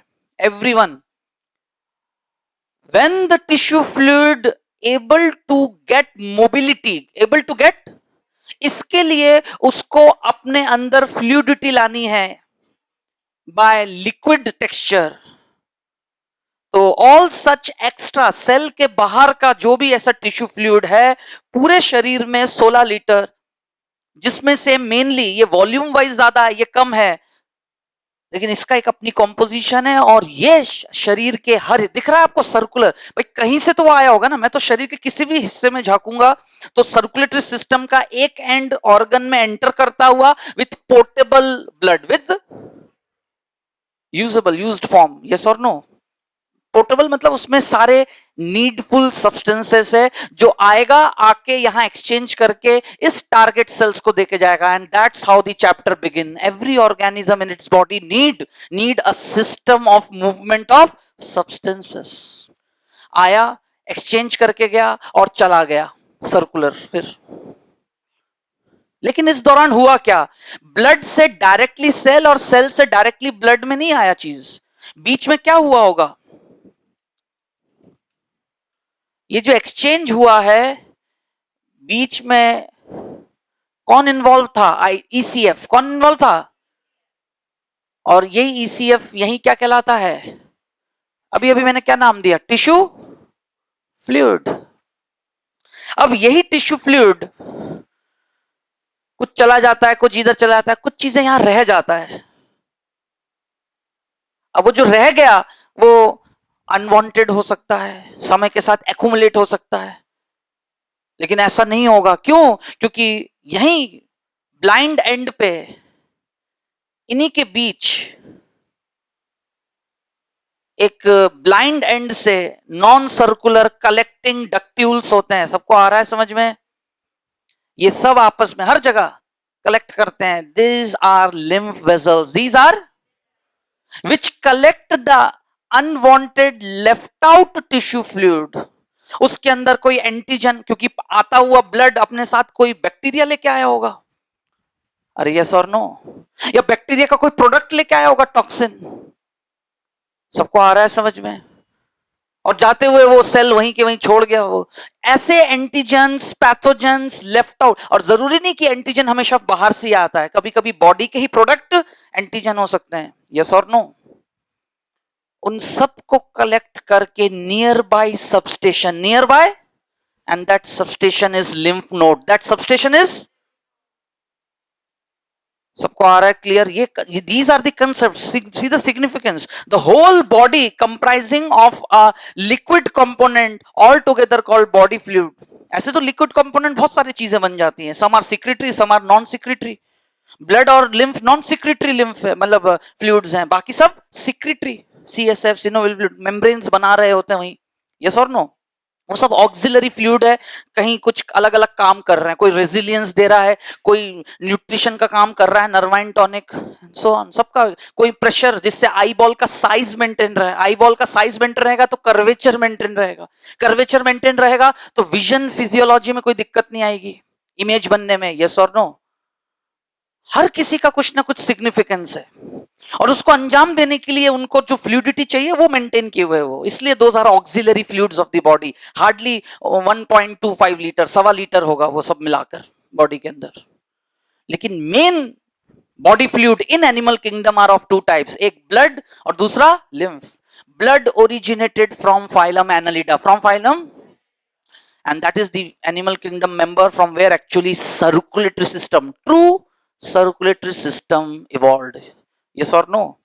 Which is of two types, open and, इस तरह से हम आगे बढ़ेंगे.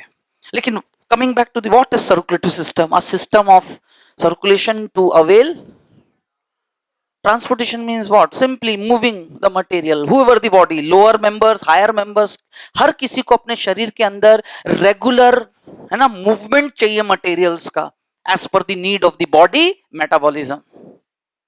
उसको कौन हासिल कराएगा? Who is going to there in the background, standing up with some effort and availability and functional aspect कि ये काम को अंजाम दे सके, पीछे से अकम्प्लिश कर सके. That is circulatory system. और उसका प्राइम कंपोनेंट होता है कि it should have some fluid component. What component? Better it should be from the body itself of the organism. Body fluid क्या होना चाहिए वो? एवरीवन, सबको आ रहा है समझ में? What is body fluid? Body fluid is the body component which is mainly of two types. और वो participate करेगा कि नहीं करेगा on that basis intracytoplasmic and, वहां पर ये सारी बातें सामने आई है. लेकिन जिसका भी जो भी सिस्टम ऑफ सर्कुलेशन हो, अल्टीमेटली उसका सिग्निफिकेंस इसी बात से समझ में आता है कि हर किसी के बॉडी फ्लूइड को हम पहले दो तरह से बांट देते हैं. We have taken simply directly human body, क्योंकि उसी के रेफरेंस पे हमें आगे पढ़ना है. तो आज इस डायग्राम के थ्रू मैंने आपको दो चीजों का आपस में कोलैबोरेशन कैसा है, क्लोज्ड सर्कुलेटरी सिस्टम बीवीएस और सर्कुलर टाइप और non circular LVS. Non circular, खुद एलवीएस काम कैसे करता है? क्योंकि उसका काम भी, उसका भी जो नेचर ऑफ वर्क है, उसके लिए उसको वही चीज चाहिए, कलेक्ट कर पाना, कलेक्ट करके ले जाना, ले आना. इसलिए उसको भी क्या बनाया गया है? एक सर्कुलेटरी सिस्टम की तरह ही बनाया गया है, but not for transportation, not for, it is mainly imparting the resistance to the body, imparting a vigilance. Vigilance system है ये हमारे शरीर का. क्या है? और जो पोस्टमैन चीजों को यहां से वहां लेके पहुंचाना, कुरियर सर्विस देना. आज क्लास के शुरू में हेडिंग क्या दिखा था? Postman of human body, circulatory system. तो कहने का मतलब यह है कि ट्रांसपोर्टेशन तभी हो पाएगा का एम जब कोई सर्कुलेट करे. सर्कुलेट तभी होगा आज कोई चीज जब कोई चीज मोबाइल हो. और any component of the body which is mobile is a fluid texture, body fluid. Body fluids are of two types, ICF, ECF. तो आईसीएफ 28 लीटर ह्यूमन बॉडी के रेफरेंस में, 70 किलो का एक एवरेज वजन में 46 लीटर जो भी बॉडी फ्लूइड होना चाहिए। अब दिन भर कितना वाटर इनटेक करे, लूज तो करते ही हैं हम, जिससे ये बना रहे, नहीं तो अलग अलग फ्लूइड धीरे धीरे ड्राई होगा, all over imparting what, a homeostasis, क्या बोलते हैं, feeling to the body, dehydration, क्या कहते हैं उसको। सबको आ रहा है कंसेप्ट समझ में? ऐसे चीजें लिंक्ड है, मतलब मेरा कहने का मतलब है। And the body doesn't want to experience dehydration because it is related to our habitat encounter. What? We are terrestrial habitat members. Already encountering what? किसका सामना कर रहे हैं? Dry conditions. बाहर open air, which is source of what? Evaporation.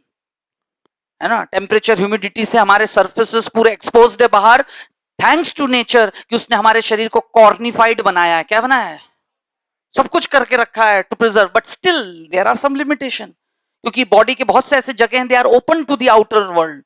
Nasal opening, buccal opening, yes और no, anal opening, urethral opening, ये 4 systems है जिनकी ओपनिंग और उनके डक्ट्स कहीं ना कहीं किसी ना किसी पोर से बाहर खुले हुए, thereby imparting a way of what, losing the water. दिन भर, अभी पिछले 2 घंटे से मैं लगातार बोल रहा हूं, तो while I speak out, that's the state of expiration. तो मेरे बोलते से ही, ठीक है, और बोलने के लिए यहां पर सॉफ्ट और सपल, मुंह के अंदर कैसा नेचर बनाना चाहिए?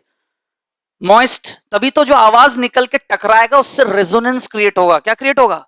And resonance of the sound decides the voice quality, sound quality. मुंह सूखने को आ जाए बोलते बोलते, हाँ it happens, you are not able to speak out. अरे यस और नो, मतलब बात कर रहे हैं आप, आपकी आवाज की जो क्वालिटी है, रिदम है, वो कहां से आएगा? By the moist nature. तो उस मॉइस्ट नेचर को बनाने के लिए जो अभी कंडीशनल सलाइवेशन क्या चल रहा है? मेरी बात आ रही है सबको समझ में? थ्रू आउट द डे, एक आप कुछ ना बात करें, चुपचाप बैठे हैं, साइलेंट मोड में है, तो भी हल्का फुल्का मुंह गीला रहेगा ही हमेशा, क्योंकि यू नेवर नो कि कब कोई चीज एलिमेंट आए और वो आपको सेंसेशन ऑफ टेस्ट दे जाए। तो उसके लिए मॉइस्ट, उसको घोलकर डिसॉल्व करके, तभी तो आपके टेस्ट बड्स काम करेंगे। मेरी बात आ रही है सबको समझ में? तो वो तो unconditionally reflex through out 24 hours, saliva थोड़ा थोड़ा चलता है। लेकिन जब आपको भूख लगी होती है, आप खाने के बारे में सोच रहे होते हैं, the watering of the mouth, मुंह में पानी आना, ये जो कहावत है, it's a conditional reflex, it's a, तो सब कुछ रिलेटेड, तो इसको तो रोका नहीं जा सकता। तो there are some ways of losing water and some ways of gaining water. Ultimately कुछ भी करके, by conscious behaviour effort, physical drinking, liquid diet, पानी पीकर, अलग अलग तरीकों से, है ना, बाकी है ही ऑटोमायोजेनिक, जेजीए मौजूद है अंदर, सब ऑस्मो रेगुलेटर, सब अपने अपने तरीके से विजिलेंस, जिससे शरीर का ये पानी बना रहे, ये बना रहेगा। तो सारे जो बॉडी फ्लूइड्स है, चाहे आईसीएफ या, और सिर्फ पानी नहीं, ये जो फ्लूइड में से वाटर तो सॉल्वेंट है क्योंकि इट्स अ सॉल्यूशन, साथ में इसके अंदर कितना सोडियम, जैसे एक नॉर्मल रेस्टिंग सेल में क्या होता है? What is the nature of ICF?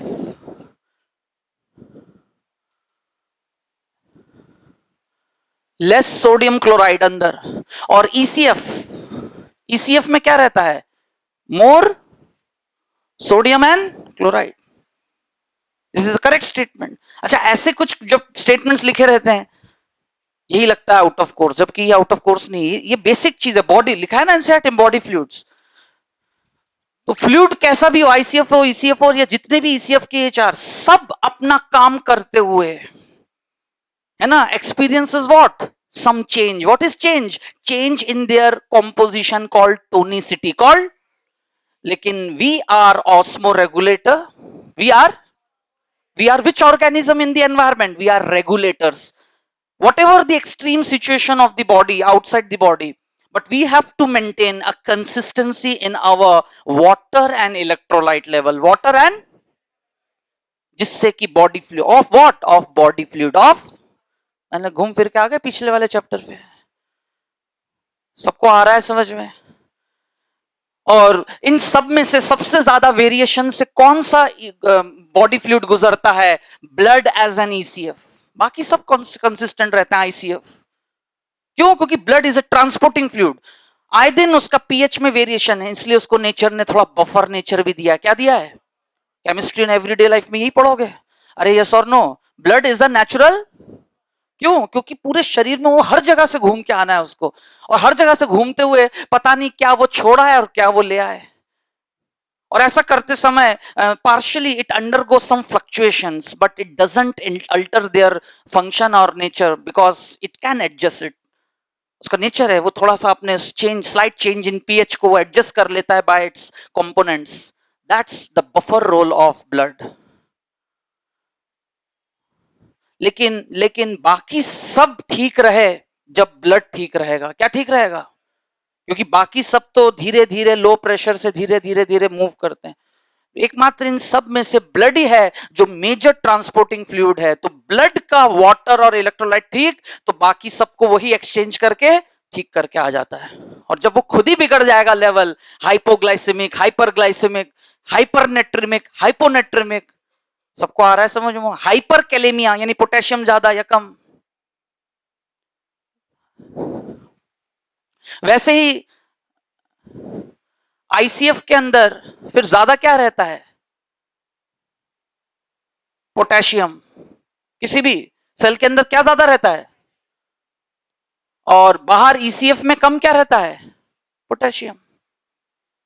जिसको रटने की क्या जरूरत है, सही तो बात है। हर सेल चार्ज होता है, बाहर मेम्ब्रेन पॉजिटिव चार्ज सोडियम के वजह से, अंदर नेगेटिव चार्ज इसकी वजह से, पोटेशियम की वजह से। और पोटेशियम के साथ कौन? Negatively charged.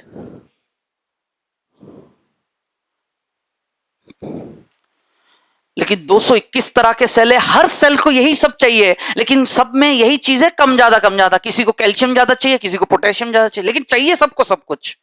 जिसको जितना जो भी चाहिए सब कुछ मिला के ऑल ओवर एक ऑर्गेनिज्म बॉडी फ्लूइड की टोनिसिटी जिसका जितना है, जैसे ह्यूमन बॉडी की एक all over cell to cell नहीं, पूरे सेल का एक एवरेज टोनिसिटी कितना है? 300 मिली ऑस्मोलैरिटी पर लीटर। सबको आया समझ में? All over. लेकिन इसी बात को एक्सेप्शनली किडनी फॉलो नहीं करता। अब आया समझ में? उसका वो नेचर ऑफ वर्क है, और वो उसको जो मेंटेन करता है वो मेंटेन करके रखना ही उसकी होम्योस्टेसिस है। जिस दिन वो मेंटेन नहीं कर पाएगा, kidney is failing to perform its function. Kidney failure का साइन। मतलब बायोकेमिकली एक बायोकेमिस्ट अपने किडनी फेलियर को किस तरह से डिफाइन करेगा? When the cortex and medulla is not able to maintain that differential gradient of increasing osmolarity। सबको आ रहा है समझ में? जबकि पूरे थ्रू आउट बॉडी, खुद खुद किडनी के भी कॉर्टेक्स रीजन तक कितना हमारा एक मिनिमम ऑस्मोलैरिटी रेंज 300 ऑस्मॉल मिली ऑस्मॉल पर लीटर सोल्यूशन। पर लीटर सोल्यूशन मतलब बॉडी के कोई भी फ्लूइड में कोई भी 1 लीटर फ्लूइड निकालो, उसमें आपको सोडियम, सल्फेट, फॉस्फेट, अब उसमें से अनवांटेड है, वांटेड, सब मिला के सबको कुछ हद तक हम रिटेन करते हैं। जिसने अपना दायरा पार किया, टॉल range of tolerance, range of, उसी को हम एक्सक्रीट करते हैं। अरे यस और नो?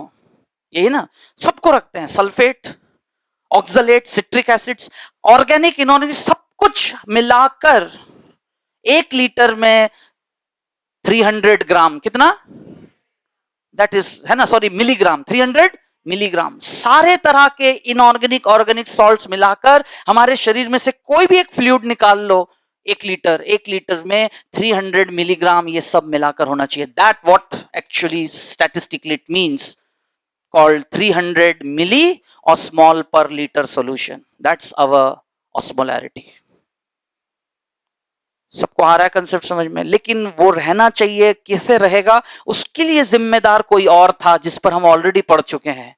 लेकिन वो जिस बॉडी फ्लूइड को मेंटेन करता है, thereby making us to remain in comfort zone, and that feeling of comfort zone is biologically called homeostasis.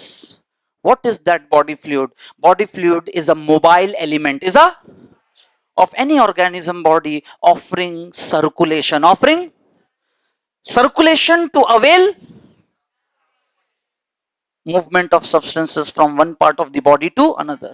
अब वो ट्रांसपोर्ट यहां से यहां हो रहा है, यहां से यूं हो रहा है, load less distance, maximum distance, कहीं भी हो, लेकिन होता रहना चाहिए। तो क्या ऐसा कोई फ्लूइड एनिमल किंगडम में है? Yes, but it is not alike in everyone. क्यों? क्योंकि शुरुआती लोअर मेंबर्स तो इतने लोअर हैं कि they can't afford their own body to get indulge in fluid formation, else they use external water, and that's how the diversity and taxonomic position of circulatory system begins. शुरू के 4-5 phylum में तो circulatory system है ही नहीं. Circulatory system for the first time evolved among Annelida because first body fluid in form of blood. हालांकि वो blood बहुत ही primitive composition है, उसमें और हम में अंतर है. That's a different thing. मैं तो एक जनरल बात कर रहा हूं अभी, and that is among annelids. और annelida exhibit closed circulatory systems. कुछ सर्कुलेटरी सिस्टम दो तरह के होते हैं, ओपन एंड क्लोज्ड. तो आखिरी में मैं एक डिस्कशन एनसीईआरटी बुक से कवर करना चाहूंगा. अब इस बुक में बहुत ज्यादा वर्सेटाइल नेचर है और कुछ जरूरत से ज्यादा ही चीजें डिस्क्रीट है, यहाँ वहां सीक्वेंस थोड़ा कम है. तो उसी सीक्वेंस को थोड़ा मैं पहले आपको आज मेंटेन करा दूं कि आज मैंने कैसे चीजों को पहले कंपाइल किया, क्योंकि तुरंत आपने देखा होगा, आप भी यू आर वेल एक्सपीरियंस, पहला पैराग्राफ डिस्कस करने के बाद सीधा ब्लड के बारे में शुरू कर दिया. ठीक है, उनका एक ऑथर का अपना वे ऑफ एक्सप्लेनेशन है, दैट्स नॉट, लेकिन हमें अपनी तरह से असेंबल करना है. If I go through the book body fluids and circulation, हमेशा की तरह एनसीईआरटी हर बात अचानक से शुरू करता है कि यू हैव लर्न, सब हमने ही पढ़ रखा है, अच्छी बात है, that all living cells have to be provided with. बात बोलने का एक तरीका है ये. जैसे यही मैंने ऐसे शुरू किया था कि लिविंग वर्ल्ड में एनिमल किंगडम का कोई भी मेंबर हो, उसका शरीर की जो भी बनावट हो, सबके शरीर में एक जरूरत है, जरूरत necessitating a need. What is that need? Movement of substances. अब वो कुछ भी हो सकता है, अच्छा बुरा जो भी है. बुरा बोलने से बुरा चीज का, अरे बुरा चीज भी मूव करना जरूरी है, क्योंकि लिवर ने बना डाला, अब उसको लिवर तक, सॉरी किडनी तक पहुंचाना, तभी तो kidney is there with its preparation, with filter, with to entertain the incoming blood with pressure. Yes और नो? तो वो तो एक सिंक्रोनाइजेशन है. वॉट एवर एसेंशियल सब्सटेंसेस की यहां बात कही है. ऑल्सो द वेस्ट और harmful substances produce have to be removed continuously for healthy functioning of tissues. ये तो चल रही है. Now it is therefore essential to have an efficient mechanism for movement of these substances to the cell and from the cell to the cell and. तो एक एक line को proof करता हुआ presentation, to the cell and from the cell. Even उसके बाद भी left out है ना, उसको भी अलग से एक auxiliary system, bypass system control कर रहा है नॉन सर्कुलर वे से, लिम्फेटिक सिस्टम. तो ये जरूरी है, तब तो उस जगह की केमिकल हार्मनी बना रहेगा. क्या बना रहेगा? हर एक सेल एक सिटीजन की तरह है. I have ever used this explanation earlier also. Yes और नो? कि we consider the whole body as a society comprised of citizens where each cell is a citizen, है ना, and all citizens belong to that society being conducted. The code of conduct is social rules and regulation. सब लोग follow करते हैं, लेकिन सबका एक अपनी निज, बोलते हैं ना, निजता, मतलब प्राइवेसी है. अगर हम सोसाइटी में जाते हैं, इतने कास्ट क्रीड के लोग रहते हैं, सब अपने अपने तरीके से अपना कस्टमाइज्ड ट्रेडिशंस को फॉलो करते हुए सबके साथ हार्मनी में रहने की कोशिश करते हैं. That's the civic behaviour called integrity. क्या कहते हैं उसको हम? तो शरीर के इंटीग्रिटी को क्या कहते हैं? होम्योस्टेसिस. क्या कहते हैं? सबको मेरी बात आ गई समझ में? तो ये तभी हासिल होगा जब ये चीज साथ में चलता रहे. Okay, so now different groups of animals have evolved different methods. सीधा सीधा सर्वे चालू, उसको मैंने इस तरह से प्रेजेंट किया है ना, फॉर दिस ट्रांसपोर्ट. सबको अल्टीमेटली ट्रांसपोर्टेशन ही तो हासिल करना है, कैसे भी करे. सिंपल ऑर्गेनिज्म स्पॉन्जेस सिलेंट्रेट से सीधा सीधा चालू कर दिया, प्रोटोजोआ को एक्सक्लूड करके. Circulate water from their surrounding into the body cavities to facilitate the cells to exchange these substances. यानी यहां का कवर हो गया. Okay, followed by the more complex organism, but they can't rely on this. जैसे जैसे शरीर complex होता गया, उसकी बाहरी दुनिया से जो है कांटेक्ट कैसा होता गया? लिमिटेड होता गया. यस और नो? इंडीड आप कह सकते हो सेपरेट टोटली. आज कोई भी चीज हमारे बॉडी सरफेस से हम में थोड़ी एक्सचेंज होगा, क्योंकि हमारा बॉडी इतना अंदर ऑर्गेनाइज्ड है, स्पेशलाइज्ड है, कि उसको खुद का अपना एक इंटरनल एनवायरनमेंट चाहिए. क्या चाहिए? लेकिन हाँ, उसने अपने इंटरनल एनवायरनमेंट को कंट्रोल में रखने के लिए, एडजस्ट करने के लिए बाहरी दुनिया से संपर्क बनाए रखा है by its extension of receptors, by extension of its, कि किसी भी तरह के बाहरी चेंज को शरीर अंदर से रेसिप्रोकेट करता है. And that way of reciprocation is called homeostasis. So now More complex organism use special fluids, special within their bodies to transport such material. So that's how I started. What is that? जब शरीर खुद specially design करे, उसको बाहर से किसी outsourcing की जरूरत ना पड़े, that what we comprise called, सीधा सीधा, blood is the most commonly used body fluid. तो अब आप समझ सकते हैं इस प्रेजेंटेशन से कैसे ब्लड भी एक बॉडी का बॉडी फ्लूइड है और लिम्फ भी है. कंफ्यूज मत होइए आप. कंसेप्ट आ रहा है सबको समझ में? पूरा एक इंसानी शरीर लिया, कितने वजन में, उसमें कितना है, उस टोटल वॉल्यूम का कितना परसेंटेज सीधा सीधा distribution litre wise 28, rest 16 litre को यहां डिस्ट्रीब्यूट कर दिया. लेकिन बाकी किसी फ्लूइड की बात नहीं कही है, सीधा सीधा बोल्ड लेटर्स में आप देख सकते हैं, blood is the most commonly used by most of the higher organism including human for this purpose. जबकि सभी फ्लूइड हैं, सब में मोबिलिटी है, लेकिन ये तो ऐसे ही नॉकआउट हो गए. क्यों? क्योंकि इनका तो जो लिमिटेशन है ऑफ मूवमेंट कन्फाइंड है. सबको आ रहा है समझ में? जितनों के भी मैंने नाम लिए, they can't act as achieving that role of circulation and transportation throughout the body. No. अब बच्चे कौन से दो? Lymph and blood. बोले सर लिम्फ ज्यादा बेहतर है, 10 लीटर है, ज्यादा इस्तेमाल होगा. नहीं, उनकी लिमिटेशन है. आप देख सकते हो डायग्राम से, वो हर जगह कैसे है, ब्लाइंड एंड, एक चालू होते हैं एक तरफ से और फिर जाके एक जगह टर्मिनेट हो जाते हैं. They doesn't maintain the continuity. जबकि आपने सिनॉप्सिस में लिखा ही है सर्कुलेटरी सिस्टम, और circulation should begin and end at same place. Yes और नो? और उसके लिए खुद हार्ट कैसा होना चाहिए? Double chambered, sorry 4 chambered double circulation. कैसा? और खुद हार्ट एक साइक्लिक इवेंट से काम करता है, और साइकिल शब्द मतलब ही इट हैज नो एंड्स, है ना? In our day to day life our relationships with friends and other beloved one should be like circle, no ends, है ना? No chance of break down. अरे कुछ आया समझ में? है ना? इमोशनल हो गए. जो अपने रिलेशनशिप्स में स्क्वायर और रेक्टेंगल रखेगा, it has edges and ends, टूटेगा अक्सर. अरे कुछ आया समझ में? थोड़ा ऊपर वाले हिस्से पे थोड़ा जोर लगाओ. सो सर्कुलेशन इवेंट की सिग्निफिकेंस क्या है कि though we actually study it with a beginning and we end it over there, वो तो हमारे पढ़ने का तरीका है. बट जहां कोई भी एक्टिविटी सर्कुलर हो गया, it has no end and no beginning. It's a continuous process, goes on. तो सर्कुलेटरी सिस्टम का ये नेचर है. Blood exhibit that circulatory nature. कैसा नेचर? भले ही लिम्फेटिक सर्कुलेटरी सिस्टम पढ़ते हैं, वो भी एक तरह का मूवमेंट है, but it is a non circular. कैसा? Pathway. Hence it couldn't B.